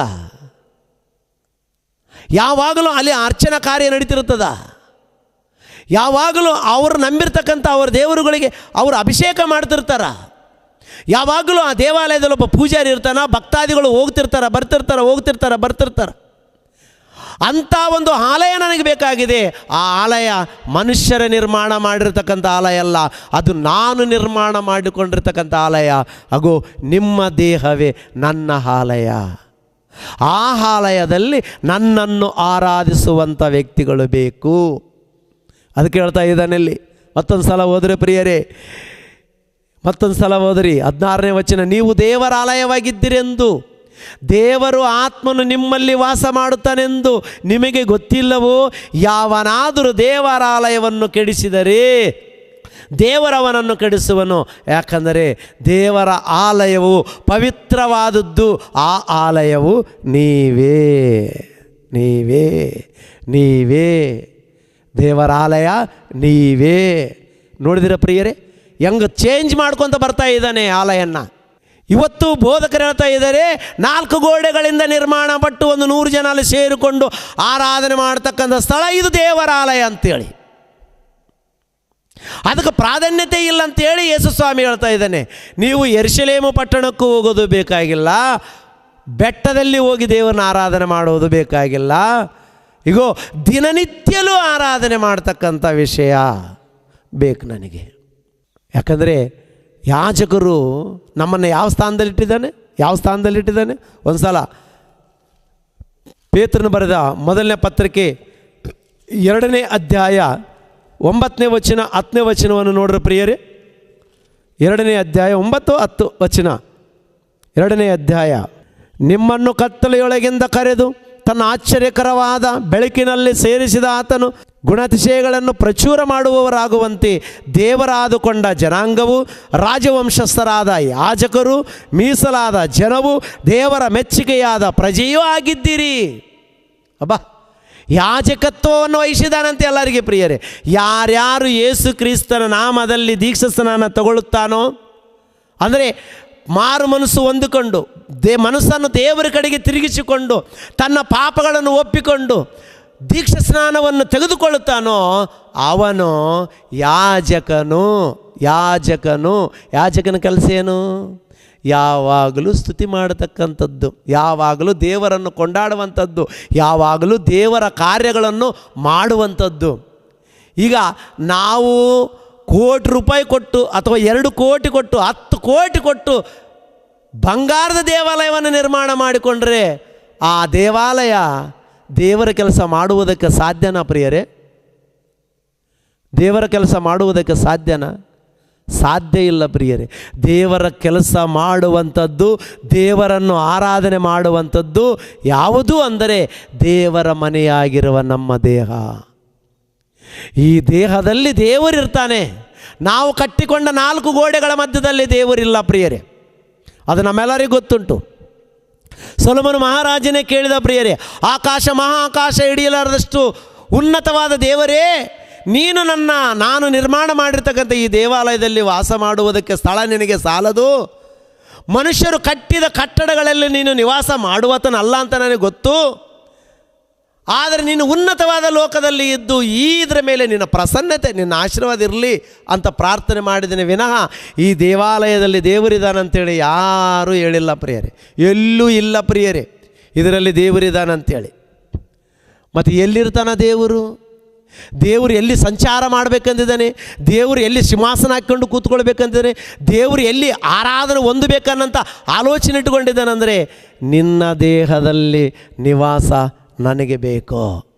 ಕೊರಿಂಥದವರಿಗೆ ಬರೆದ ಪತ್ರಿಕೆ 6ನೇ ಅಧ್ಯಾಯ 19ನೇ ವಚನವನ್ನು ನೋಡ್ರಿ ಪ್ರಿಯರೇ. ಕೊರಿಂಥದವರಿಗೆ ಬರೆದ ಮೊದಲನೇ ಪತ್ರಿಕೆ 6ನೇ ಅಧ್ಯಾಯ 19ನೇ ವಚನ ಓದಬೇಕು ಪ್ರಿಯರೇ. ಆಲೋಚನೆ ಮಾಡಿಕೊಳ್ಳೋಣ ಪ್ರಿಯರೇ. ಎಷ್ಟು ಅದ್ಭುತವಾದಂಥ ವಿಷಯಗಳನ್ನು ದೇವರಲ್ಲಿ ನಮಗೆ ತಿಳಿಸ್ತಾ ಇದ್ದಾನೆ. ಆಲೋಚನೆ ಮಾಡ್ರಿ ಪ್ರಿಯರೇ. 6ನೇ ಅಧ್ಯಾಯ 19ನೇ ವಚನ, ದೇವರಿಂದ ದೊರಕಿ ನಿಮ್ಮೊಳಗೆ ನೆಲೆಗೊಂಡಿರುವ ಪವಿತ್ರ ಆತ್ಮನಿಗೆ ನಿಮ್ಮ ದೇಹವು ಗರ್ಭಗುಡಿಯಾಗಿದೆ ಎಂಬುದು ನಿಮಗೆ ತಿಳಿಯದು. ಗರ್ಭಗುಡಿ ಅಂತ ಪ್ರಿಯರೇ ಅತಿ ಪರಿಶುದ್ಧವಾದ ಸ್ಥಳ ಅಂತ ಪ್ರಿಯರೇ.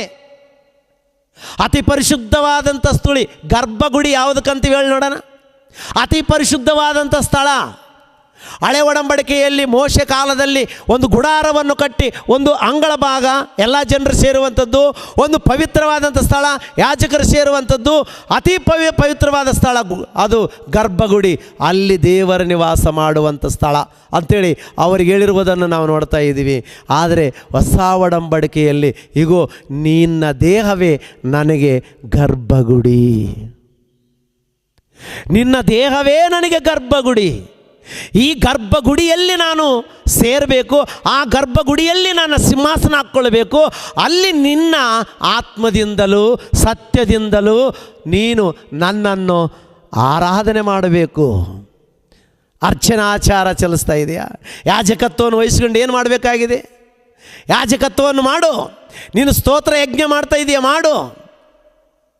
ಬಲಿ ಅರ್ಪಣೆಗಳು ಬಲಿ ಕೊಡು. ಏನು ಮಾಡ್ತಾ ಇದ್ದೀನಿ ನಿನ್ನ ಅಂತರಾತ್ಮದಲ್ಲದು ಬೇಕು. ನಿನ್ನ ಪೂರ್ಣ ಮನಸ್ಸು ನನಗೆ ಬೇಕಾಗಿದೆ.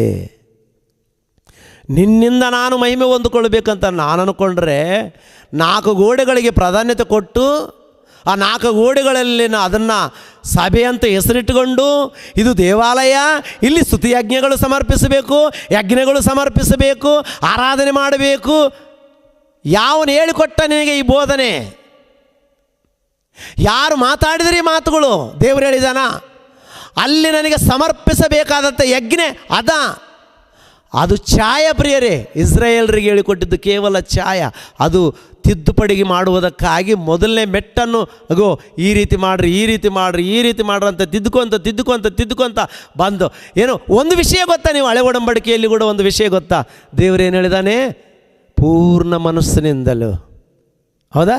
ಎಲ್ಲಿದೆ ವಚನ? ಅದು ಎಲ್ಲಿದೆ ವಚನ ಹೇಳ್ರಿ ನೋಡೋಣ. ಧರ್ಮೋಪದೇಶ ಕಾಂಡ 6ನೇ ಅಧ್ಯಾಯ ಧರ್ಮೋಪದೇಶ ಕಾಂಡ 6ನೇ ಅಧ್ಯಾಯ 4ನೇ ವಚನದಿಂದ 6 ವಚನಗಳವರೆಗೆ ಓದಿಕೊಳ್ಳೋಣ ಪ್ರಿಯರೇ.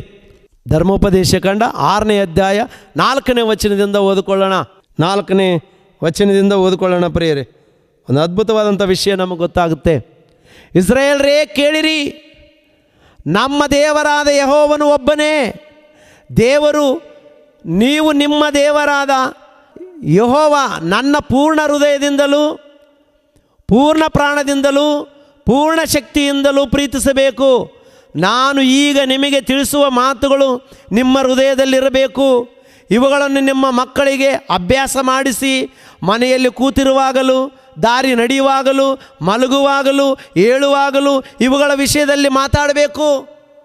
ಯಾವಾಗಲೂ ನನ್ನನ್ನು ಸ್ತುತಿಸಿ ಆರಾಧನೆ ಮಾಡಬೇಕು ಅಂತ. ಯಾವಾಗಂತ? ಕುಂತಾಗ, ನಿಂತಾಗ, ಮಲಗುವಾಗ, ದಾರಿ ನಡೆಯುವಾಗ, ಕೆಲಸ ಮಾಡುವಾಗ, ಯಾವಾಗಲೂ ದೈವ ಧ್ಯಾನದಲ್ಲಿರಬೇಕು. ಯಾಕಂದರೆ ಈ ಆಲಯದಲ್ಲಿ ದೇವರಿದ್ದಾನೆ. ಮಗನೇ, ದಾರಿ ನಡೀತಾ ಇದೆಯಾ? ನನ್ನ ನೆನೆಸ್ಕೊಂತ ಹೋಗಪ್ಪ. ಸ್ತುತಿ ಯಜ್ಞ ಸಲ್ಲಿಸು. ಒಳ್ಳೆ ಹಾಡು ಹಾಡು. ನೀನು ದಾರಿ ನಡೆಯುವಾಗ ಹಾಡಾಡ್ಕೊತ ಹೋಗು, ಅಥವಾ ನನ್ನ ಮಾತುಗಳನ್ನು ಧ್ಯಾನ ಮಾಡಿಕೊಂತ ಹೋಗು. ಯಾಕಂದರೆ ಇದು ನನ್ನ ಸ್ಥಳ.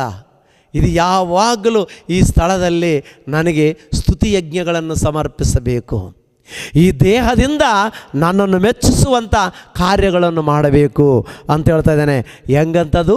ಪೂರ್ಣ ಮನಸ್ಸು, ಪೂರ್ಣ ಬಲ, ಪೂರ್ಣ ಶಕ್ತಿ, ಪೂರ್ಣ ಪ್ರಾಣದಿಂದಲೂ. ನಿನ್ನ ಬಲ ಯಾರಿಗೋಸ್ಕರ ಉಪಯೋಗ ಮಾಡಬೇಕು? ದೇವರಿಗೋಸ್ಕರನೇ. ನಿನ್ನ ಶಕ್ತಿ ದೇವರಿಗೋಸ್ಕರನೇ. ನಿನ್ನ ಪೂರ್ಣಾತ್ಮ ದೇವರಿಗೋಸ್ಕರನೇ.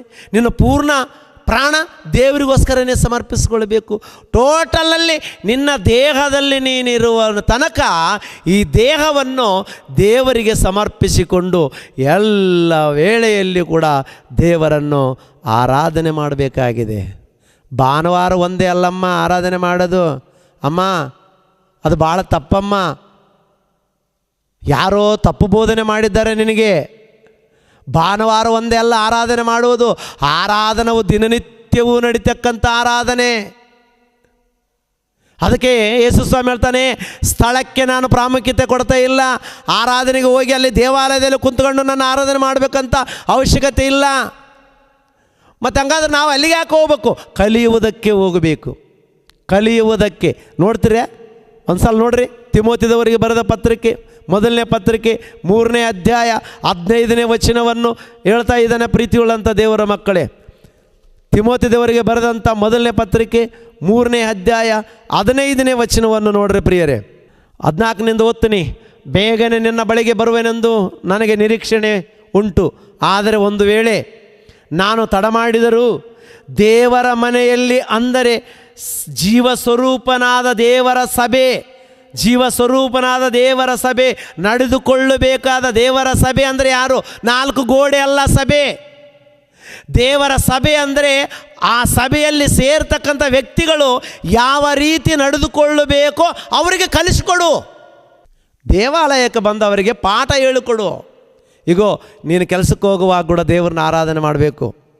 ನೀನು ಕೆಲಸ ಮಾಡುವಾಗ ಕೂಡ ನೀನು ದೇವರ ಆರಾಧನೆ ಮಾಡಬೇಕು. ದೇವರ ಧ್ಯಾನದಲ್ಲಿರಬೇಕು. ನೀನು ಪ್ರಯಾಣ ಮಾಡುವಾಗ ಕೂಡ ನೀನು ದೇವರ ಧ್ಯಾನದಲ್ಲಿರಬೇಕು. ಅಪ್ಪಿತಪ್ಪಿ ಏನಾದರೂ ಚಿಕ್ಕ ಪುಟ್ಟ ಆಕ್ಸಿಡೆಂಟ್ ಆಗಿ ನೀನು ಪ್ರಾಣ ಹೋದರೆ ನೀನು ದೇವರ ಧ್ಯಾನದಲ್ಲಿರುವುದರಿಂದ ನೀನು ಪರಲೋಕ ಹೋಗುತ್ತಂತೇಳಿ ಅವನಿಗೆ ಕಲಿಸ್ಕೊಡ್ಬೇಕು. ಯಾವಾಗಲೂ ದೇಹವೆಂಬ ದೇವಾಲಯದಲ್ಲಿ ಆರಾಧನೆ ಮಾಡ್ಕೊತ ಇರು ಅಂತ ಸಭೆಗೆ ಬಂದಿರತಕ್ಕಂಥವರಿಗೆ ಕಲಿಸಿಕೊಡಬೇಕು. ಅಲ್ಲಿ ಸತ್ಯ ಬೋಧನೆಯನ್ನು ಕಲಿಸಿಕೊಡಬೇಕು. ಇದ್ದಿದ್ದು ಇದ್ದ ಹಾಗೆ ಕಲಿಸಿಕೊಡಬೇಕು. ದುಡ್ಡಿಗಾಸೆ ಪಟ್ಟು ನೀನು ಇಷ್ಟ ಬಂದಂಗೆ ಬೋಧನೆ ಮಾಡ್ತಕ್ಕಂಥದ್ದು ಬೋಧನೆ ಅಲ್ಲ ಪ್ರಿಯರೇ. ಆಲೋಚನೆ ಮಾಡು. ಹೇಳ್ತಾ ಇದ್ದಾನೆ ಆತನು, ನಾನು ಒಂದು ವೇಳೆ ತಡವಾಗಿ ಬಂದರೂ ಬರ್ಬೋದು. ದೇವರ ಮನೆ ಅಂದರೆ ಜೀವಸ್ವರೂಪನಾದ ದೇವರ ಸಭೆ ನಡೆದುಕೊಳ್ಳಬೇಕಾದ ರೀತಿ ನಿಮಗೆ ಗೊತ್ತಾಗಬೇಕೆಂದು ಈ ಸಂಗತಿಗಳು ಬರೆದಿದ್ದೇನೆ. ನಿಮಗೆ ತಿಳಿಯಬೇಕು ಸಭೆಯಲ್ಲಿ ಹೇಗೆ ನಡ್ಕೊಳ್ಬೇಕು, ಅಥವಾ ನೀವು ಸಮಾಜದಲ್ಲಿ ಯಾವ ರೀತಿ ನೀವು ಬಾಳಬೇಕಂತಕ್ಕಂಥದ್ದು ಕಲಿಯುವುದಕ್ಕಾಗಿ ಸಭೆಗೆ ಬರಬೇಕು ವಾರ. ನಾನು ಆರಾಧನೆಗೆ ಅಂದರೆ ದೇವಾಲಯಕ್ಕೆ ಅಂದರೆ ನಾವು ಕಟ್ಟಿಕೊಂಡಿರ್ತಕ್ಕಂಥ ಈ ಮಂದಿರಕ್ಕೆ ಬರಬೇಡದು ಅಂತ ನಾನು ಹೇಳ್ತಾ ಇಲ್ಲ. ಬರಬೇಕು. ಯಾಕೆ? ಕಲಿತುಕೊಳ್ಳುವುದಕ್ಕಾಗಿ. ಏನು ಕಲಿಬೇಕಾಗಿದೆ? ದೇವರನ್ನ ಯಾವ ರೀತಿ ಆರಾಧನೆ ಮಾಡಬೇಕಂತ ಕಲಿಬೇಕಾಗಿದೆ. ಎಲ್ಲಿ ಆರಾಧನೆ ಮಾಡಬೇಕಾಗಿದೆ? ಅದಕ್ಕೆ ಸ್ಥಳ ಪ್ರಾಮುಖ್ಯತೆ ಇಲ್ಲ. ಅದಕ್ಕೆ ಇಂಥದ್ದೇ ಆದದ್ದು ಒಂದು ಸ್ಥಳ ಇಲ್ಲ, ಇಂಥದ್ದಾದದ್ದು ಒಂದು ಗುಡಿಸಲು ಇಲ್ಲ, ಇಂಥದ್ದೇ ಆದದ್ದು ಒಂದು ಮಂದಿರ ಅಂತಕ್ಕಂಥದ್ದು ಇಲ್ಲ. ಯಾಕಂದರೆ ದೇವರ ಮಂದಿರ ನೀನು. ಈ ಮಂದಿರಗಳೆಲ್ಲ ಕೂಡಿ ಒಂದು ಕಲಿಬೇಕಾಗಿದೆ. ಏನಂದರೆ ಸತ್ಬೋಧನೆಯನ್ನು ಕಲಿಬೇಕಾಗಿದೆ. ಅದಕ್ಕೋಸ್ಕರ ಪಾಠ ಕಲಿಯುವುದಕ್ಕಾಗಿ ನೀನು ಗುಡಿ ಅನ್ಕೊಂಡ್ರೆ ಅದು ತಪ್ಪು. ಅದು ಶಾಲೆ ಅನ್ಕೋ, ನೀನು ಕಾಲೇಜ್ ಅನ್ಕೊಂತೋ ಕಾಲೇಜ್ ಅನ್ಕೋ. ಇದು ಮಂದಿರ ಅಂದರೆ ತಪ್ಪು. ಆ ಮಂದಿರ ನೀನೇ ಅಂತ ವಾಕ್ಯ ಹೇಳ್ತಾ ಇದೆ. ನೀನೇ ದೇವರ ಮಂದಿರ. ಈ ಮಂದಿರದಲ್ಲಿ ಯಾವಾಗಲೂ ಸಲ್ಲಿಸ್ತಕ್ಕಂಥದ್ದೇನು ಗೊತ್ತಾ? ಪೂರ್ಣ ಮನಸ್ಸಿನಿಂದ, ಪೂರ್ಣ ಆತ್ಮದಿಂದ, ಪೂರ್ಣ ಬಲದಿಂದ ದೇವರನ್ನು ಕೊಂಡಾಡಬೇಕು. ನೀನು ಹೋಗುವಾಗಲೂ ಬರುವಾಗಲೂ ಕೆಲಸ ಮಾಡುವಾಗಲೂ ನೀನು ಎಲ್ಲೇ ಇದ್ದರೂ, ಯಾವ ಸ್ಥಳದಲ್ಲಿದ್ದಿ, ನೀನು ಯಾವ ಸ್ಥಳದಲ್ಲಿದ್ದಿ, ಬಸ್ನಲ್ಲಿ ಪ್ರಯಾಣ ಮಾಡ್ತಾ ಇದೆಯಾ, ವಾಕ್ಯ ಆಲೋಚನೆ ಮಾಡ್ಕೊತ ಹೋಗು. ಅಥವಾ ಒಂದು ಒಳ್ಳೆ ರಾಗ ತೆಗೆದು ಹಾಡಾಡ್ಕೊಂತ ಹೋಗು. ನೀನು ಒಬ್ಬಂಟಿಗನಾಗಿದ್ದರೆ ನೀನು ಮಲ್ಕೊಂಡಿದ್ದೀಯ ಮನೆಯಲ್ಲಿ, ಮಲಗುವಾಗಲೂ ನನ್ನ ಧ್ಯಾನವನ್ನು ಮಾಡಬೇಕು. ನನ್ನ ಆಜ್ಞೆಗಳನ್ನು ನೀವು ನಿಲುವು ಪಟ್ಟಿಗಳನ್ನು ಕಟ್ಟಿಕೋಬೇಕು. ನಿಮ್ಮ ಹಣಿಗೆ ಕಟ್ಟಿಕೊಳ್ಬೇಕು. ನೀವು ಅಂಗಿಗಳಿಗೆ ಬರ್ಕೊಳ್ಬೇಕು. ಯಾಕಂದರೆ ನಿಮಗೆ ನೆನಪು ಬರಬೇಕು. ದೇವಾಲಯದಲ್ಲಿ ದೊಡ್ಡ ದೊಡ್ಡ ಅಕ್ಷರದಿಂದ ವಾಕ್ಯಗಳು ಬರೆದಿರ್ತಾರೆ. ಅದು ಯಾವಾಗ ನೋಡ್ತಾರೆ ಪ್ರಿಯರೇ? ವಾರಕ್ಕೊಂದು ಸಲ ಬಂದು ನೋಡ್ತಾರೆ. ಅವತ್ತೇ ಧ್ಯಾಸ ಬರ್ತದೆ ಇವರಿಗೆ ಬೈಬಲ್. ಆ ಭಾನುವಾರ ದಿನ ಒಂದೇ ನೋಡ್ತಾರೆ ಅಕ್ಷರಗಳನ್ನು. ಓಹೋ. ಆ ಆಲಯದಲ್ಲಿ, ಯಾವುದು ನೀನು ನಿರ್ಮಾಣ ಮಾಡಿಕೊಂಡ ಆ ಆಲಯದಲ್ಲಿ ಬಂದಂಥ ಜನರಿಗೆ ನೀನು ಕಲಿಸಿಕೊಡ್ಬೇಕಾಗಿದ್ದೇನು ಗೊತ್ತಾ? ನೀನೇ ದೇವರ ಆಲಯ, ಆರಾಧನೆ ಸಲ್ಲಿಸು. ಆ ದೇವಾಲಯದಲ್ಲಿ ಏನು ಸಲ್ಲಿಸಬೇಕಾಗಿದೆ? ಆರಾಧನೆ ಸಲ್ಲಿಸು. ಆ ಆರಾಧನೆಗೆ ಗುಡಿ ಪೂಜಾರಿ ಯಾರು? ಆ ದೇವಾಲಯದಲ್ಲಿ ಗುಡಿ ಪೂಜಾರಿ ಯಾರು? ಯಾಜಕನ ಯಾರು? ನೀನೇ ಯಾಜಕನು. ಯಾಜಕತ್ವವನ್ನು ವಹಿಸಿಕೊಳ್ಳು. ಅದಕ್ಕೆ ಹೇಳ್ತಾ ಇದ್ದಾನೆ, ನೀವು ಆರಿಸಿಕೊಂಡ ಯಾಜಕರು, ರಾಜವಂಶಸ್ಥರು, ದೇವರ ಸೊತ್ತಾದ ಪ್ರಜೆ ನೀವು ಅಂತ ಹೇಳ್ತಾ ಇದ್ದಾನೆ. ದೇವರ ಸೊತ್ತು ನಾವಾಗಿರುವಾಗ ಅದು ಯಾರಪ್ಪನ ಸೊತ್ತು ಅಲ್ಲ ಪ್ರಿಯರೇ, ನಾವು ದೇವರ ಸೊತ್ತು ನಾವು. ಅದಕ್ಕೆ ಹೇಳ್ತಾ ಇದ್ದಾನೆ. ಕೊರಿಂಥ ಬರೆದ ಪತ್ರಿಕೆ ಮತ್ತೆ 6ನೇ ಅಧ್ಯಾಯ 20ನೇ ವಚನ ನೋಡೋಣ ಪ್ರಿಯರೇ. 6ನೇ ಅಧ್ಯಾಯ 20ನೇ ವಚನವನ್ನು ನೋಡೋಣ ಪ್ರಿಯರೇ. ಏನು ಹೇಳ್ತಾ ಇದ್ದಾನೆ ನೋಡ್ರಿ ಪ್ರಿಯರೇ. ಯಾವುದರಿಂದ ದೇವರು ಮಹಿಮೆ ಹೊಂದಬೇಕಂತ? ಎಲ್ಲಿ ಮಹಿಮೆ ಹೊಂದಬೇಕಂತ? ಎಲ್ಲಿ? ಸಭೆಗಳೆಲ್ಲ, ಆಲಯಗಳೆಲ್ಲ. ನೀನು ನಿರ್ಮಾಣ ಮಾಡಿಕೊಂಡಿರ್ತಕ್ಕಂಥ ಆಲಯಗಳಲ್ಲಿ ದೇವರು ಮಹಿಮೆ ಹೊಂದಬೇಕಾ? ಅಲ್ಲ ಪ್ರಿಯರೇ. 20ನೇ ವಚನ ಒಂದು ಸಲ ಓದ್ರೆ ನೋಡೋಣ. ಏನು ಹೇಳ್ತಾ ಇದ್ದಾನೆ? ನೀವು ನಿಮ್ಮ ಸ್ವಂತ ಸೊತ್ತಲ್ಲ, ನೀವು ಕ್ರಯಕ್ಕೆ ಕೊಳ್ಳಲ್ಪಟ್ಟವರು. ಆದ ಕಾರಣ ನಿಮ್ಮ ದೇಹದಲ್ಲಿ ದೇವರ ಪ್ರಭಾವವನ್ನು ಪ್ರಕಾಶಪಡಿಸಿರಿ. ನಿಮ್ಮ ದೇಹದಿಂದ, ಈ ದೇಹದಿಂದ ದೇವರನ್ನು ಕೊಂಡಾಡಬೇಕಾಗಿದೆ. ಇದು ಪವಿತ್ರವಾದಂಥ ಸ್ಥಳವಾಗಿರಬೇಕು. ಇದು ನಿಮ್ಮನ್ನು ನೀವು ಪರಿಶೀಲನೆ ಮಾಡಿಕೊಳ್ಳಬೇಕು. ಅದಕ್ಕೆ ಹೇಳ್ತಾನೆ 2ನೇ ಕೊರಿಂಥ ಪತ್ರಿಕೆಯಲ್ಲಿ ನಾವು ನೋಡುವಾಗ, ನೀವು ವಿಶ್ವಾಸಿಗಳಾಗಿದ್ದೀರೋ ಇಲ್ಲೋ, ನಂಬಿಕೆಯಲ್ಲಿದ್ದೀರೋ ಇಲ್ಲೋ, ಒಂದು ಸಲ ನಿಮ್ಮನ್ನು ನೀವು ಆಲೋಚನೆ ಮಾಡಿಕೊಳ್ಳಿರಿ. ನಿಜವಾಗಲೂ ನೀವು ಕ್ರಿಸ್ತನಲ್ಲಿದ್ದವರಾದರೆ ನೀವು ನಂಬಿಕೊಳ್ಳವರಂತೇಳಿ ಗೊತ್ತಾಗುತ್ತೆ. ನಿನ್ನನ್ನು ನೀನು ಪರೀಕ್ಷೆ ಮಾಡಿಕೊಳ್ಳ ಅಂತ ಹೇಳ್ತಾ ಇದ್ದೇನೆ. ಹೇಗೆ? ದೇವಾಲಯಕ್ಕೆ ಬರುವಾಗ ನಿನ್ನ ಹೆಜ್ಜೆಯನ್ನು ಗಮನಿಸು ಅಂತೇಳಿ ಹಳೆ ಒಡಂಬಡಿಕೆಯಲ್ಲಿ ಹೇಳಿದರೆ, ಇಲ್ಲಿ ಹೇಳ್ತಾ ಇದ್ದಾನೆ ನೀನು ಕ್ರಿಸ್ತನಲ್ಲಿ ಇದೆಯೋ ಇಲ್ಲೋ ಅಂತೇಳಿ ನಿನ್ನನ್ನು ನೀನೇ ಪರಿಶೀಲನೆ ಮಾಡಿಕೊ. ನಿನ್ನ ನಡೆ ಹೇಗಿದೆ, ನಿನ್ನ ನುಡಿ ಹೇಗಿದೆ, ನಿನ್ನ ಮಾತು ಹೇಗಿದೆ, ನೀನು ಏನು ಮಾಡ್ತಾ ಇದ್ದಿ, ಈ ದೇವಾಲಯದಲ್ಲಿ ದೇವರಿಗೆ ನಿತ್ಯ ಆರಾಧನೆ ನಡೀತಾ ಇದೆಯಾ ಇಲ್ಲ, ನಿತ್ಯ ಆರಾಧನೆ ಅಂತಕ್ಕಂಥದ್ದು ಸಲ್ಲಿಸ್ತಾ ಇದೆಯಲ್ಲ ಅಂಥೇಳಿ ನಿನ್ನನ್ನು ನೀನು ಪರಿಶೀಲನೆ ಮಾಡಿಕೊಳ್ಳಬೇಕಾದಂಥ ಪರಿಸ್ಥಿತಿ ಇಲ್ಲಿ ನಮಗೆ ದೇವರು ಕಲಿಸಿಕೊಡುವುದನ್ನು ನಾವು ನೋಡ್ತಾ ಇದ್ದೀವಿ. ಪ್ರೀತಿಯುಳ್ಳಂಥ ದೇವರ ಮಕ್ಕಳೇ, ಒಂದು ಸಲ ಆಲೋಚನೆ ಮಾಡಿರಿ. ದೇವಾಲಯ ಯಾವುದೋ ಗೊತ್ತಿಲ್ಲದೆ ಕೇವಲ ನೀನು ಕಟ್ಟಿಕೊಂಡಿರ್ತಕ್ಕಂಥದ್ದು ಪ್ರಾಧಾನ್ಯತೆ ಕೊಟ್ಟು ಅದು ಪವಿತ್ರವಾದ ಸ್ಥಳ ಅಂತೇಳಿ ಆ ಸ್ಥಳಕ್ಕೆ ಬರುವವರೆಲ್ಲರೂ ಕೂಡ ಹಿಂಗಿರಬೇಕು ಹಂಗಿರ್ಬೇಕಂತೇಳಿ ನೀನು ಬೋಧನೆ ಮಾಡುವುದು ಎಷ್ಟರ ಮಟ್ಟಿಗೆ ನ್ಯಾಯ? ಪರಿಶುದ್ಧ ಆಲಯ ನಿನ್ನ ದೇಹ. ಈ ದೇಹದಲ್ಲಿ ಕೆಟ್ಟ ಆಲೋಚನೆಗಳು, ಕೆಟ್ಟ ಗುಣಗಳು, ಕೆಟ್ಟ ಹವ್ಯಾಸಗಳು ಇರಲಾರ್ದಂಗೆ ಇರಬೇಕಂತೇಳಿ ದೇವರು ಹೇಳ್ತಾ ಇದ್ದಾರೆ. ಇದರಲ್ಲಿ ನೋಡಿದ್ರೆ ದಿನನಿತ್ಯ ಏನು ವಾರಕ್ಕೊಂದು ಸಲ ಆರಾಧನೆ ಅಂದರೆ ಈಸಿ ಮಾಡ್ಬೋದು ಪ್ರಿಯರೇ, ಏನು ತಪ್ಪಿಲ್ಲ. ಓಹೋ, ಭಾನುವಾರ ದಿನ ಬರಬೇಕಾ ಚರ್ಚಿಗೆ, ಭಾನುವಾರ ದಿನ ಬಂದೆ, ಸ್ವಲ್ಪ ಹೊತ್ತು ಆಡಿದೆ, ಸ್ವಲ್ಪ ಹೊತ್ತು ವಾಕ್ಯ ಓದಿಕೊಂಡೆ, ಸ್ವಲ್ಪ ಹೊತ್ತು ವಾಕ್ಯ ಕೇಳಿದೆ, ಸ್ವಲ್ಪ ನನಗೆ ಬಂದಂಥ ಕಷ್ಟಾರ್ಜಿತದಲ್ಲಿ ನಾನು ಕಾಣಿಕೆ ಕೊಟ್ಟೆ. ಪುನಃ ನಾನು ಎಲ್ಲಿ ಆರಾಧನೆ ಮಾಡಬಾರ್ದಲ್ಲ? ಬೇರೆ ಯಾವ ಕೆಲಸಕ್ಕೆ ಹೋದಾಗ ಎಲ್ಲಿಗೆ ಆರಾಧನೆ ಮಾಡಬಾರ್ದು? ಬೇರೆ ದಿನಗಳು ದೇವರ ಸ್ತುತಿಸಬಾರ್ದು. ಆ ದಿನನೇ ಆರಾಧನೆ ಮಾಡಬೇಕು, ಆ ದಿನನೇ ಪೂಜೆ ಸಲ್ಲಿಸಬೇಕು, ಆ ದಿನನೇ ದೇವರನ್ನ ಘನತೆ ಪಡಿಸಬೇಕು. ಅಂದಮೇಲೆ ಇನ್ನು 6 ದಿನಗಳು ಯಾರಿಗಾಗಿ? ಸೈತಾನನಿಗೆ. ಅದೇ ಅಲ್ಲ, ಅದೇ ಹಳೆ ಒಡಂಬಡಿಕೆಯಲ್ಲಿ ಅದೇ ಸಿದ್ಧಾಂತ ಇತ್ತು. ಅವರು ಕೇವಲ ಸಬ್ಬತ್ ದಿನದಲ್ಲಿ ಬಂದು ದೇವರನ್ನು ಕೊಂಡಾಡುತ್ತಿದ್ದರು, ಮಿಕ್ಕಿದ ದಿನಗಳಲ್ಲಿ ಅವರು ತಮ್ಮ ಇಷ್ಟ ಬಂದಂಗೆ ಜೀವನ ಮಾಡ್ತಿದ್ದರು. ಅದು ತಪ್ಪು ಅಂಥೇಳಿ ಆಲೋಚನೆ ಮಾಡಿ ಈಗೋ ಆಲಯವನ್ನೇ ಚೇಂಜ್ ಮಾಡ್ತಾ ಇದ್ದೀನಿ. ಈಗೋ ನೀವು ಕಟ್ಟಿಕೊಂಡಿರ್ತಕ್ಕಂಥ ಆಲಯ ಅದು ನನ್ನ ಆಲಯ ಅಲ್ಲ, ನಾನು ಕಟ್ಟಿಕೊಂಡಿರ್ತಕ್ಕಂಥ ಆಲಯ. ಯಾಕೆ ಗೊತ್ತಾ?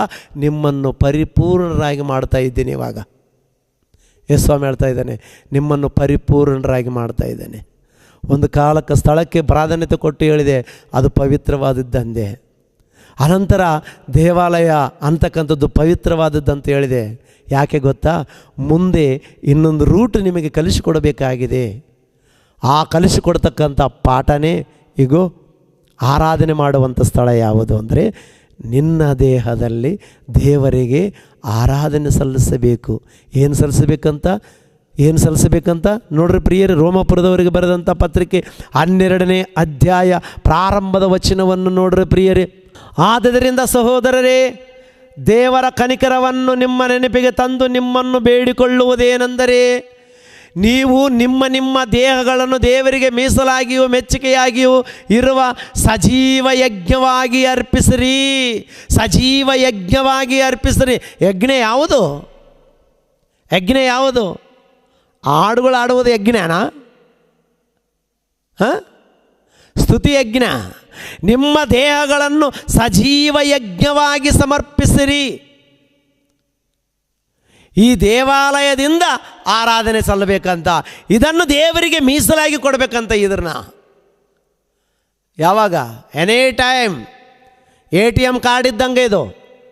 ದೇಹದಲ್ಲಿ ದೇವರನ್ನ ಆರಾಧನೆ ಮಾಡುವಂಥದ್ದು ATM ಕಾರ್ಡ್ ಇದ್ದಂಗೆ. ನೀನು ಯಾವಾಗಾದರೂ ಹೋಗ್ಬೋದು. ಒಂದು ATM ಕಾರ್ಡ್ ಇದ್ದರೆ ಸಾಕು, ಯಾವಾಗಾದ್ರೂ ಮನೆ ತಕ್ಕೋಬೋದು. ATM ಕಾರ್ಡ್ ಇಲ್ಲ ಕಾಲದಲ್ಲಿ ಹೆಂಗಿತ್ತು? ಬ್ಯಾಂಕಿಗೆ ಹೋಗ್ಬೇಕಾಗಿತ್ತು, ಹೌದಾ ಇಲ್ವಾ? ಬ್ಯಾಂಕಿಗೆ ಹೋಗಿ ಒಂದು ಚೆಕ್ ಬುಕ್ ಬರೆದು ಸಿಗ್ನೇಚರ್ ಮಾಡಿ ಅವ್ರಿಗೆ ಕೊಟ್ಟರೆ ಅವರು ಸಿಗ್ನೇಚರ್ ಮಾಡಿ, ಇನ್ನೊಬ್ಬರು ಕೊಟ್ಟರೆ ಅವನು ಸಿಗ್ನೇಚರ್ ಮಾಡಿ, ಅನಂತರ ಒಂದು ಟೋಕನ್ ಕೊಡ್ತಿದ್ರು. ಆ ಟೋಕನ್ ಹಿಡ್ಕೊಂಡು ನೀನು ಕುಂದಿರ್ತಾ ಇದ್ದಿ. ಅವ್ರ ಲೈನ್ ಬಂದಾಗ, ನಿನ್ನ ಟೋಕನ್ ನಂಬರ್ ಬಂದಾಗ ಕೂಗ್ತಿದ್ರು. ಅವಾಗ ಆ ಟೋಕನ್ ನಂಬರ್ ಕೂಗಿದಾಗ ನಾವು ಹೋಗಿ ದುಡ್ಡು ತಗೊಂಡು ಹೋಗ್ಬೇಕಾದ್ರೆ ತಾಸಾನುಗಟ್ಟಲೆ ಕಾಲ ವ್ಯರ್ಥವಾಗ್ತಿತ್ತು ಪ್ರಿಯರೇ. ATM ಕಾರ್ಡ್ ಬಂತು.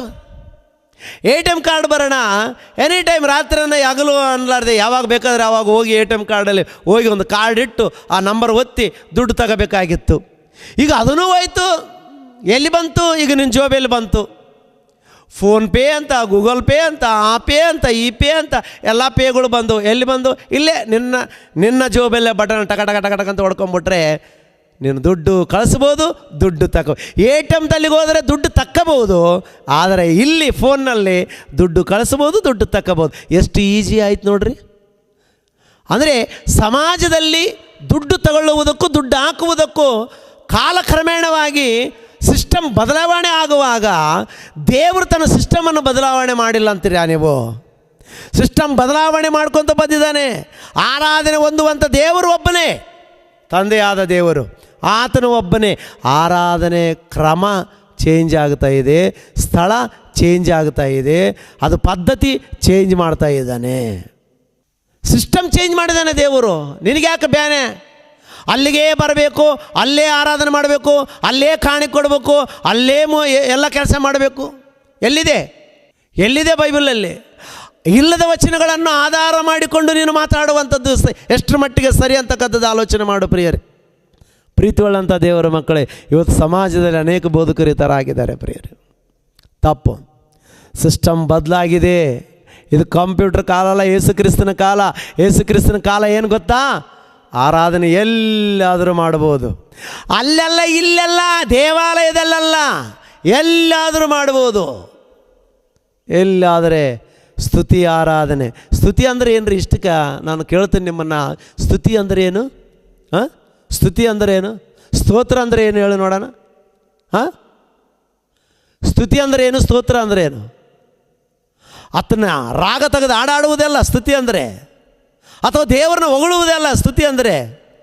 ಸ್ತುತಿಯಜ್ಞ, ಸ್ತೋತ್ರಜ್ಞ, ಇವು ಏನಿದ್ರ ಅರ್ಥ ಏನಂತಂದರೆ ಅದು ಕೇವಲ ರಾಗದಿಂದ ರಾಗ ತೆಗೆದು ದೇವರನ್ನು ಹೊಗಳುವುದು, ಹಾಡುಗಳ ಮುಖಾಂತರ ದೇವರು ಮಾಡಿದ ಉಪಕಾರಗಳನ್ನು ಹೊಗಳುವುದು. ಅದನ್ನು ಆಲಯದಲ್ಲೇ ಮಾಡಬೇಕೇನು? ಸಭೆಯಲ್ಲೇ ಮಾಡಬೇಕೇನು? ಯಾಕೆ ರಸ್ತೆಯಲ್ಲಿ ಹೋಗುವಾಗ ನೀನು ಸ್ತುತಿಯಜ್ಞನ ಸಲ್ಲಿಸೋಕ್ಕಾಗಲ್ವಾ? ನೀನು ಬಸ್ಸಲ್ಲಿ ಹೋಗುವಾಗ ಸ್ತುತಿ ಆರಾಧನೆ ಮಾಡುವುದಕ್ಕೆ ನಿನ್ನ ಕೈಲಿ ಆಗಲ್ವಾ? ಅಂದರೆ ಅಲ್ಲಿ ಸೇರಿದಾಗ ಮಾತ್ರ ಸ್ತುತಿ ಯಜ್ಞಗಳನ್ನು ಸಮರ್ಪಿಸಬೇಕಾ? ಯಾವನಯ್ಯ ನಿನಗೆ ಬೋಧ ಮಾಡಿದ್ದೋ? ಯಾರು ಬೋಧ ಮಾಡಿದರೆ ನಿನಗೆ? ನಿನ್ನ ದೇಹ ಇರುವ ತನಕ ನಿನ್ನ ದೇಹ ಎಲ್ಲೆಲ್ಲಿಗೆ ನೀನು ಹೋಗ್ತೀಯೋ ಅಲ್ಲೆಲ್ಲಿ ಸ್ತುತಿ ಆರಾಧನೆ ಮಾಡಬೇಕು. ಆತ ಮಲಗುವಾಗಲೂ ಕುಂತಾಗಲು ಅಂತ ಹೇಳ್ತಾನೆ, ಆಗಲಿರುಳು ಅಂತ ಹೇಳ್ತಾ ಇದ್ದಾನೆ. ಆಗಲಿರುಳು ಯೆಹೋವನ ಧರ್ಮಶಾಸ್ತ್ರವನ್ನು ಆಗಲಿರುಳು ಧ್ಯಾನ ಮಾಡುವವನು ಧನ್ಯನು. ಮತ್ತು ಆಗಲಿರುಳು ಅಂದರೆ ಯಾವಾಗ? ಆಗಲಿರುಳು ದೇವಾಲಯದಲ್ಲಿರುವ ಸಭೆಯಲ್ಲಿರುವುದಕ್ಕಾಗುತ್ತಾ? ಆಗಲಿರುಳು ಸಭೆಯಲ್ಲಿರುವುದಕ್ಕಾಗುತ್ತಾ? ಧ್ಯಾನ ಮಾಡಬೇಕಾಗಿದೆ. ನಾನು ಸ್ತುತಿಯಜ್ಞ ಸಮರ್ಪಿಸಬೇಕಾಗಿದೆ. ನಾನು ಹಾಡುಗಳ ಮುಖಾಂತರ ದೇವರನ್ನು ಕೊಂಡಾಡಬೇಕಾಗಿದೆ. ಅಲ್ಲಿಗೆ ಹೋಗಿ ಕೊಂಡಾಡಬೇಕಾ? ಅದು ಭಾನುವಾರ ದಿನವೇ ಹೋಗಬೇಕಾ? ಅದು ಸಬ್ಬತ್ ದಿನವೇ ಹೋಗಬೇಕಾ? ಏನಯ್ಯ ಬೋಧನೆ? ಎಲ್ಲಿಗೆ ಒಯ್ತಾ ಇದ್ದೀರ ಕ್ರೈಸ್ತರನ್ನ ನೀವು? ಎಲ್ಲಿಗೆ ಒಯ್ಬೇಕಂತ ಮಾಡಿದಿರ ಕ್ರೈಸ್ತ ಅಮಾಯಕ ಸಮಾಜದವ್ರನ್ನ? ಒಂದು ಸಲ ಆಲೋಚನೆ ಮಾಡಿರಿ ಪ್ರಿಯರೇ. ನಿನ್ನ ದೇಹವೇ ದೇವರ ಗುಡಿ ಅಂದಾಗ ಆ ಗುಡಿಯಲ್ಲಿ ನಿತ್ಯ ಸ್ತೋತ್ರಾರ್ಪಣೆಗಳು ಸಲ್ಲಿಸಬೇಕಂತೇಳಿ ವಾಕ್ಯ ನಮಗೆ ಬೋಧನೆ ಮಾಡುವಾಗ ಯಾವಾಗಲೂ ಈ ದೇಹವು ದೇವರಿಗೆ ಮೀಸಲಾಗಿಯೂ ಮೆಚ್ಚುಗೆಯಾಗಿಯೂ ಸಜೀವ ಯಜ್ಞವಾಗಿ ಸಮರ್ಪಿಸಬೇಕು. ಇದು ಮೂರನೇ ವಚನ. ಎರಡನೇ ವಚನ, ಇದೇ ನಿಮ್ಮ ವಿವೇಕಪೂರ್ವಕವಾದ ಆರಾಧನೆ. ಇದೇ ವಿವೇಕಪೂರ್ವಕವಾದ ಆರಾಧನೆ. ಎಷ್ಟು ಅದ್ಭುತ ರೀ ಪ್ರಿಯರೇ. ವಿವೇಕ ಇಲ್ಲದೆ ಆರಾಧನೆ ಮಾಡಕ್ಕೆ ಹೋಗ್ಬೇಡ್ರಿ. ನೀನು ಪರಿಪೂರ್ಣನ ಅಲ್ಲ ಪ್ರಿಯರೇ, ನೀವು ಪರಿಪೂರ್ಣರಲ್ಲ. ನಮ್ಮನ್ನು ಪರಿಪೂರ್ಣರಾಗಿ ಮಾಡುವುದಕ್ಕೆ ಬಂದಿದ್ದಾನೆ. ಒಂದು ಸ್ಥಳಕ್ಕೂ ಅಥವಾ ಒಂದು ಸಭೆಗೂ ಅಥವಾ ಒಂದು ಮಂದಿರಕ್ಕೂ ನೀನು ಪ್ರಾಧಾನ್ಯತೆ ಕೊಡ್ತಾ ಇದ್ದಂದರೆ ನಿನ್ನಲ್ಲಿ ಇನ್ನೂ ಪರಿಪೂರ್ಣ ಜ್ಞಾನ ಇಲ್ಲ. ನಿನ್ನಲ್ಲಿ ಪರಿಪೂರ್ಣ ಜ್ಞಾನ ಅಂತಕ್ಕಂಥದ್ದು ಇಲ್ಲ ಪ್ರಿಯರೇ. ಅದಕ್ಕಾಗಿ ನೀನಿನ್ನೂ ಆ ವಸ್ತುಗಳಿಗೋ ಅಥವಾ ಆ ಸ್ಥಳಕ್ಕೋ ಅಥವಾ ಆ ಮಂದಿರಕ್ಕೋ ನೀನು ಪ್ರಾಧಾನ್ಯತೆ ಕೊಡ್ತಾ ಇದ್ದಿ. ಮಂದಿರಕ್ಕೆ ಹೋಗ್ರಿ, ನೀನು ಕಟ್ಟಿಕೊಂಡಿರಲ್ಲ, 4 ಜನ ಸೇರಿ ದೇವರ ಜ್ಞಾನವನ್ನು ಕಲಿತುಕೊಳ್ಳುವುದಕ್ಕೆ ಕಟ್ಟಿಕೊಂಡಿರಲ್ಲ, ಅಲ್ಲಿಗೆ ಹೋಗಲೇಬೇಕು. ನೀವು ಯಾವ ವಾರ ಇಟ್ಕೊಂಡಿದ್ದೀರಾ ಆ ವಾರ ಹೋಗಲೇಬೇಕು. ಭಾನುವಾರ ಹೋಗ್ರಿ. ಶನಿವಾರ ಇಟ್ಕೊಂಡಿದ್ದೀರಾ ಶನಿವಾರ ಹೋಗ್ರಿ. ನೀವು ಸೋಮವಾರ ಇಟ್ಕೊಂಡಿದ್ದೀರಾ ಸೋಮವಾರ ಹೋಗ್ರಿ. ಎಲ್ಲ ದಿವಸಗಳಲ್ಲಿ ದೇವರನ್ನು ಆರಾಧನೆ ಮಾಡಿರಿ. ನಿಮಗೆ ಅನುಕೂಲವಾದಾಗ ಆಲಯದಲ್ಲಿ ಸೇರಿಕೊಂಡು ದೇವರನ್ನು ಘನಪಡಿಸಿರಿ. ಹಂಗಂತ ಮಿಕ್ಕಾದ ಸಮಯದಲ್ಲಿ ದೇವರನ್ನ ಆರಾಧನೆ ಮಾಡಬಾರದು ಅನ್ನೋಂಥದ್ದು ತಪ್ಪು ಅಭಿಪ್ರಾಯ ಅದು. ಎನಿ ಟೈಮ್, ಯಾವಾಗಲೂ ಅಂತಿದ್ದೇನಾ, ಸ್ವಲ್ಪ ಕಾಲ ಅಂತಿದ್ದೇನಾ, ಪ್ರತಿನಿತ್ಯವೂ ಅಂತ ಪ್ರಿಯರೇ. ನಿತ್ಯವೂ ನನ್ನನ್ನು ಕೊಂಡಾಡುವವರಾಗಬೇಕು, ನಿತ್ಯವೂ ನನ್ನನ್ನು ಸ್ತುತಿಸುವವರಾಗಬೇಕು. ಎಷ್ಟು ಅದ್ಭುತವಾದಂಥ ವಿಷಯಗಳು ಪ್ರಿಯರೇ. ಕ್ರಿಯೆಗಳ ಮುಖಾಂತರ ನಡಿಬೇಕಾಗಿದೆ ಆರಾಧನೆ. ಭಜನೆ ಅಲ್ಲ, ಚಕ್ಕ ಭಜನೆ ಅಲ್ಲ. ಆಲಯದಲ್ಲಿ ಸೇರಿಕೊಂಡು ಏನು ಮಾಡ್ತೀವಿ ನಾವು? ಆಲಯದಲ್ಲಿ ಸೇರಿಕೊಂಡು 1 ಹಾಡು 2 ಹಾಡು ಹಾಡಿದ ನಂತರ ನಿನಗೆ ದೇವ್ರ ಮಹಿಮೆ ಅಂತಾನೆ ನಿನ್ನ ಮುಖಾಂತರ. ಈ ದೇಹದಿಂದ ದೇವರ ಮಹಿಮೆಯನ್ನು ಪಡಿಸಬೇಕಾಗಿದೆ. ಈ ದೇಹದಿಂದ ದೇವರನ್ನ ಮಹಿಮೆ ಕ್ರಿಯೆಗಳ ಮುಖಾಂತರ. ಯೋಹಾನನು ಬರೆದ ಮೊದಲನೇ ಪತ್ರಿಕೆ ನೋಡ್ರಿ ಪ್ರಿಯರೇ, ಯೋಹಾನನು ಬರೆದ ಮೊದಲನೇ ಪತ್ರಿಕೆ ತೆಗಿರಿ ಪ್ರಿಯರೇ, ಎಲ್ಲರೂ ತೆಗಿರಿ. ಒಂದು ವಚನವನ್ನು ತೋರಿಸುವುದಕ್ಕೆ ನಾನು ಇಷ್ಟಪಡ್ತೇನೆ ಪ್ರಿಯರೇ. ಯೋಹಾನನು ಬರೆದ ಮೊದಲನೇ ಪತ್ರಿಕೆ 3ನೇ ಅಧ್ಯಾಯ 18ನೇ ವಚನ. ಯೋಹಾನ ಪತ್ರಿಕೆ 3ನೇ ಅಧ್ಯಾಯ 18ನೇ ವಚನ ಏನಿದೆ? ಪ್ರಿಯರಾದ ಮಕ್ಕಳೇ, ನಾವು ಬರೀ ಮಾತಿನಿಂದಲಾಗಲಿ ಬಾಯಿ ಚಪರದಿಂದಾಗಲಿ ಪ್ರೀತಿಸುವವರಾಗಿರಬಾರದು. ನಾವು ಬರೀ ಬಾಯಿ ಮಾತಿನಿಂದ ನಾವು ದೇವರೇ ನಿನಗೆ ಸ್ತೋತ್ರ, ದೇವರೇ ನಿನಗೆ ಮಹಿಮೆ, ದೇವರೇ ನಿನಗೆ ಘನ ಸಲ್ಲಲಿ, ಮಹಿಮಾ ಘನತೆ ಪ್ರಭಾವ ಎಲ್ಲ ನಿನಗೆ ಸಲ್ಲಲಿ ಅಂತ ಬರೀ ಬಾಯಿ ಮಾತಿನಿಂದ ಉಚ್ಚಾರ ಮಾಡಿದರೆ ಅದು ತಪ್ಪು. ಏನು ಮಾಡಬೇಕಾಗಿದೆ? ಕ್ರಿಯೆಗಳಿಂದಲೂ ಸತ್ಯದಿಂದಲೂ ದೇವರನ್ನ ಆರಾಧನೆ ಮಾಡಬೇಕು. ಆರಾಧನೆ ಅಂದರೆ ಹೇಳಿನಿ ಪ್ರಿಯರೇ, ಆರಾಧನೆ ಅಂದರೆ ಕುಂತು ಭಜನೆ ಮಾಡುವಂಥದ್ದಲ್ಲ. ಆರಾಧನೆ ಅಂದರೆ ದೇವರ ಕೆಲಸ ಅಂತ. ಆರಾಧನೆ ಅಂದರೆ ದೇವರ ಕೆಲಸ ಮಾಡಬೇಕಾಗಿದೆ. ನೀನು ಕುಂತುಗಂಡಲ್ಲೇ ಒಂದು ಹಾಡು ಹಾಡಿ ನಿಶಬ್ದವಾಗಿ ಎದ್ದುಕೊಂಡು ಮನೆಗೆ ಹೋದರೆ ಅದು ಆರಾಧನೆ ಅಂದರೆ ನಿನ್ನ ಅವಿವೇಕತನ, ನಿನ್ನ ಅಜ್ಞಾನದ ಆಲೋಚನೆಗಳವು. ಹೇಳ್ತಾ ಇದೆ ವಾಕ್ಯ. ಬರೇ ಬಾಯಿ ಮಾತಿನಿಂದ ಆರಾಧನೆ ಅಲ್ಲ. ಏನು ಮಾಡ್ತೀವಿ? ದೇವಾಲಯದಲ್ಲಿ ಕುಂತ್ಕೊಂಡು ಏನು ಮಾಡ್ತೀವಿ ಹೇಳ್ರಿ? ಒಂದು ಹಾಡು ಹಾಡ್ತೀವಿ, ಅಥವಾ ನಿನಗೆ ಕೊಟ್ಟರೆ ಒಂದು ಪ್ರಾರ್ಥನೆ ಮಾಡ್ತೀವಿ, ಅಥವಾ ನೀನು ಕೊಟ್ಟರೆ ಬೈಬಲ್ ವಚನ ಓದ್ತಿ, ಅಥವಾ ನಿನಗೆ ಒಂದು ಅವಕಾಶ ಕೊಟ್ಟರೆ ಒಂದು 10 ನಿಮಿಷ ವಾಕ್ಯ ಹೇಳ್ತಿ. ಇದೇ ಅಲ್ವಾ ನೀನು ಮಾಡ್ತಕ್ಕಂಥದ್ದು? ಅದು ವಾರಕ್ಕೊಂದು ಸಲ ಮಾಡು. ವಾರಕ್ಕೊಂದು ಸಲ ಅನ್ಕೊಂಡ್ರೆ ತಪ್ಪು. ಎನಿ ಟೈಮ್, ಯಾವಾಗಲೂ ಮಾಡಿರಿ, ಯಾವಾಗಲೂ ಪ್ರಾರ್ಥನೆ ಮಾಡಿರಿ, ಯಾವಾಗಲೂ ಹಾಡಾಡ್ರಿ, ಯಾವಾಗಲೂ ದೇವರನ್ನು ಸ್ತುತಿಸಿರಿ, ಯಾವಾಗಲೂ ದೇವರಿಗೆ ಸಮರ್ಪಕ ಸ್ತುತಿ ಯಜ್ಞಗಳನ್ನು ಸಮರ್ಪಿಸಿರಿ. ಅದು ದೇವಾಲಯ, ಅದು ಸಭೆಯಲ್ಲಿ ಮಾತ್ರ ಅನ್ಕೊಳ್ಳೋದು ನಮ್ಮ ಅಜ್ಞಾನ ಪ್ರಿಯರೇ. ಸಭೆಯಲ್ಲಿ ಅನ್ಕೊಳ್ಳುವುದು, ಸಭೆ ಬಿಟ್ಟರು ಸಭೆಯಲ್ಲಿದ್ದರೂ ನಾವೇನು ಮಾಡಿದ್ರು ಸ್ತುತಿ ಯಜ್ಞಗಳನ್ನು ಸಲ್ಲಿಸಲೇಬೇಕು. ಎನಿ ಟೈಮ್ ಯಾವ ವಾರ ಆದರೂ ಕೂಡ ದೇವ್ರನ್ನ ಆರಾಧನೆ ಮಾಡಬೇಕು. ಆರಾಧನೆಗೆ ಸೇರಬೇಕಾದಂಥ ನಮಗೆ ಅವಕಾಶ ಸಿಕ್ಕಾಗಲ್ಲ ಕೂಡ ದೇವಾಲಯದಲ್ಲಿ ಅಂದರೆ ಮಂದಿರದಲ್ಲಿ ಅಥವಾ ಸಭೆಯಲ್ಲಿ ಸೇರಿಕೊಂಡು ನಾವು ಆರಾಧನೆ ಮಾಡಬೇಕು. ದೇವರನ್ನು ಸ್ತುತಿಸುವುದಕ್ಕೆ ಕಾಲ ಸಮಯ ಬೇಕಾಗಿಲ್ಲ ಪ್ರಿಯರೇ. ಅದಕ್ಕೆ ದಿನಗಳು ಬೇಕಾಗಿಲ್ಲ, ಅದಕ್ಕೆ ಟೈಮಿಂಗ್ ಬೇಕಾಗಿಲ್ಲ. ಇದೇ ಟೈಮಲ್ಲೇ ಆರಾಧನೆ ಮಾಡಬೇಕು. ಇಲ್ಲಾಂದ್ರೆ ರಾವು ಕಾಲ ಬರ್ತದೆ, ಗೂಳಿ ಕಾಲ ಬರ್ತದೆ ಅಂತ ಅನ್ಬೇಡ. ಯಮಗಂಡ ಕಾಲ ಬರ್ತದೇನು? ಒಂದು ವೇಳೆ ಭಾನುವಾರ ಆರಾಧನೆ ಮಾಡೋದು ಬಿಟ್ಟರೆ ಮಿಕ್ಕಿದ ದಿನ ರಾವು ಕಾಲ ಏನದು? ಅನ್ಯ ಜನರು ಮಾತಾಡ್ತಿರ್ತಾರಲ್ಲ, ರಾವು ಕಾಲ, ಗೂಳಿ ಕಾಲ, ಯಮಗಂಡ ಕಾಲ. ಮತ್ತು ನಿನಗೆ ಯಾವ ಕಾಲ ಬರ್ತದ? ಭಾನುವಾರ ಬಿಟ್ಟರೆ ಎಲ್ಲ ನಿನಗೆ ರಾವು ಕಾಲ, ಯಮಗಂಡ ಕಾಲನೇ. ಎಲ್ಲಿ ಸತ್ತೋಗ್ಬಿಡ್ತೇನೆ ನೀನು. ಅಜ್ಞಾನದ ಮಾತುಗಳನ್ನು ಮಾತಾಡಿ ಸಮಾಜವನ್ನು ದಿಕ್ಕು ತಪ್ಪಿಸಕ್ಕೆ ಹೋಗ್ಬೇಡ್ರಿ ಪ್ರಿಯರೇ. ಭಕ್ತಿಯಲ್ಲಿ ನಡೆಸಿರಿ, ಎಲ್ಲರನ್ನ ಭಕ್ತಿಯಲ್ಲಿ ನಡೆಸಿರಿ, ನಿಜವಾದಂಥ ದಾರಿಯಲ್ಲಿ ನಡೆಸಿರಿ. ದೇವರಿಗೆ ಸಮರ್ಪಿತರಾಗುವಂತೆ ಮಾಡಿರಿ ಎಲ್ಲರಿಗೆ. ನೀವು ದೇವರ ಸ್ವಕೀಯ ಪ್ರಜೆಗಳು, ನೀವು ಯಾಜಕರು. ನಾನೊಬ್ಬನೇ ಅಲ್ಲ ಯಾಜಕ, ನೀನು ಇಲ್ಲಿ ಕುಂತಿರ್ತಕ್ಕಂಥ ನೀವು ಕೂಡ ಯಾಜಕರೇ ಅಂತೇಳಿ ಬೋಧನೆ ಮಾಡು. ಯಾಜಕತ್ವವನ್ನು ವಹಿಸಬೇಕು. ಆಲಯ ಇದಾದರೆ ಆಲಯದೊಳಗೆ ದೇವರಿದ್ದಾನೆ, ಯಾಜಕ ಪೂಜಾರಿ ನೀನು. ಮಂತ್ರಗಳು ಹೇಳು ಏನಂತ? ಅಪ್ಪ ನಾ ನಿನ್ನ ಕಾಣುವೆ, ತಂದೆ ನಾ ನಿನ್ನ ಸ್ತುತಿಸುವೆ. ಇಲ್ಲೇ ಅಲ್ಲಿ ಗುಡಿಗೆ ಹೋದಾಗಲ್ಲ, ಇಲ್ಲಿ ಒಳಗಡಿದ್ದಾನೆ. ನಿನ್ನ ತಂದೆ ನಿನಗೆ ಕಾಣ್ತಾ ಇದ್ದಾನೆ. ನಿನ್ನ ತಂದೆ ಕ್ರಿಯೆಗಳು ನಿನ್ನಲ್ಲಿ ಕಂಡಾಗ ನಿನ್ನ ತಂದೆ ನಿನ್ನೊಳಗೆ ಇದ್ದಾನಂತೇಳಿ ನಿನಗೆ ಕನ್ಫರ್ಮ್ ಆಗುತ್ತೆ. ಅಪ್ಪ ನೀನು ನನ್ನಲ್ಲಿದ್ದೀಯಪ್ಪ, ನಿನ್ನನ್ನು ನಾನು ಕಾಣ್ತಾ ಇದ್ದೀನಿ, ನನ್ನ ಅದ್ಭುತವಾಗಿ ಆಶ್ಚರ್ಯಕರವಾದ ರೀತಿಯಲ್ಲಿ ನಾನು ಕಾಪಾಡ್ತಾ ಇದ್ದೀಯಪ್ಪ, ನಿನಗೆ ಸ್ತೋತ್ರಪ್ಪ, ಸ್ತೋತ್ರ ಯಜ್ಞ ಸಮರ್ಪಿಸಪ್ಪ, ಸ್ತೋತ್ರ ಯಜ್ಞ ಸಮರ್ಪಿಸು. ಇಲ್ಲಿರುವಂಥ ದೇವರನ್ನು ಇಲ್ಲಿ ಆರಾಧನೆ ಮಾಡುವುದನ್ನು ಬಿಟ್ಟು ಎಲ್ಲೋ ಆರಾಧನೆ ಮಾಡಬೇಕು, ಅಲ್ಲಿ ಮಾಡಿದರೆ ನಾವು ಪರಿಶುದ್ಧರು, ಅಲ್ಲಿ ಮಾಡಿದರೆ ಪರಲೋಕಕ್ಕೆ ಹೋಗ್ತೀವಿ, ಇಲ್ಲಂದ್ರೆ ನರಕಕ್ಕೆ ಹೋಗ್ತೀವಿ ಅನ್ನೋಂಥ ಅಜ್ಞಾನದ ಮಾತುಗಳಿವು. ಬೋಧನೆ ಮಾಡಬೇಡ್ರ ಆ ಥರ ಯಾರು. ದಯಮಾಡಿ ಹೇಳ್ತೀನಿ. ಇನ್ನೂ ಹೇಳೋಣ ಪ್ರಿಯರೇ, ಮುಂದಿನ ಭಾಗ ಇನ್ನೊಂದು ಸಲ ಹೇಳ್ಕೊಳ್ಳೋಣ. ದೇವರ ಮಾತುಗಳಿಂದ ನಿಮ್ಮೆಲ್ಲರನ್ನು ಆಶೀರ್ವದಿಸಿ ಬಲಪಡಿಸಲಿ.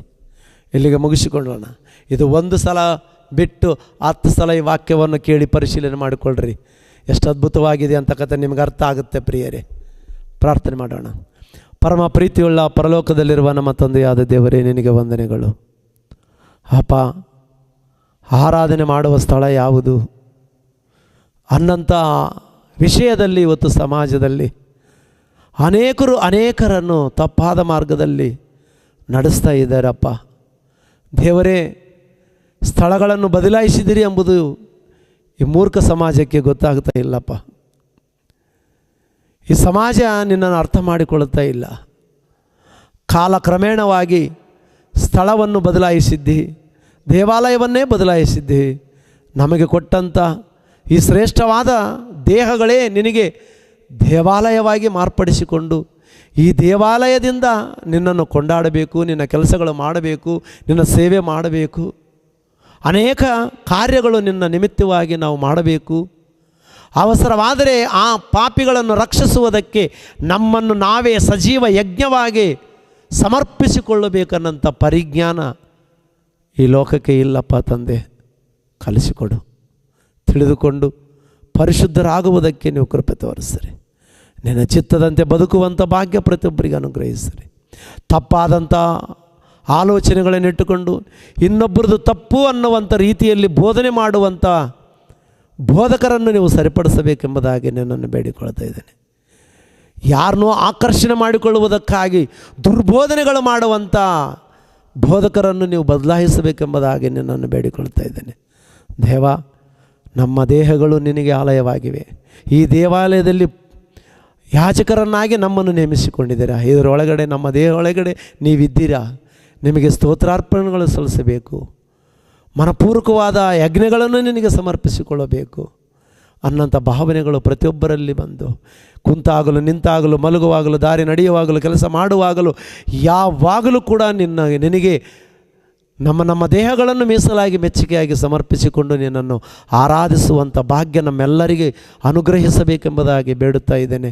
ಈ ವಾಕ್ಯಗಳು ಯಾರು ಕೂಡ ಅಪಾರ್ಥವಾಗಿ ತಿಳ್ಕೊಳ್ಳದೆ ಸಂಪೂರ್ಣವಾಗಿ ಅರ್ಥ ಮಾಡಿಕೊಂಡು ನಿಜವಾಗಲೂ ನಾವು ಯಾವುದಕ್ಕೆ ಪ್ರಾಧಾನ್ಯತೆ ಕೊಟ್ಟಿವಿ ಅಂಥೇಳಿ ತಮ್ಮನ್ನು ತಾವೇ ಪರಿಶೀಲನೆ ಮಾಡಿಕೊಂಡು ತಮ್ಮ ತಪ್ಪುಗಳನ್ನು ತಿದ್ದಿಕೊಂಡು ಸರಿಯಾದ ಮಾರ್ಗದಲ್ಲಿ ನಡೆದುಕೊಂಡು ಸರಿಯಾದ ಸತ್ಯವಾಕ್ಯವನ್ನು ಅರ್ಥ ಮಾಡಿಕೊಂಡು ವಾಕ್ಯದ ಪ್ರಕಾರ ಬದುಕುವುದಕ್ಕೆ ಪ್ರತಿಯೊಬ್ಬರಿಗೆ ನಿನ್ನ ಮನೋನೆತ್ತರಗಳನ್ನು ಬೆಳಗಿಸಬೇಕೆಂಬುದಾಗಿ ಬೇಡಿಕೊಳ್ಳುತ್ತಾ ಈ ಚಿಕ್ಕ ಪ್ರಾರ್ಥನೆ ನಿಮ್ಮ ಮುದ್ದು ಮಗನೂ ನಮ್ಮ ರಕ್ಷಕನಾದಂಥ ಯೇಸು ಕ್ರಿಸ್ತವರ ಪರಿಶುದ್ಧವಾದ ನಾಮದಲ್ಲಿ ಬೇಡಿ ಹೊಂದಿದ್ದೇವಪ್ಪ ತಂದೆ. ಆಮೇನ್, ಆಮೇನ್. ಎಲ್ಲರಿಗೆ ನಮಸ್ಕಾರಗಳು.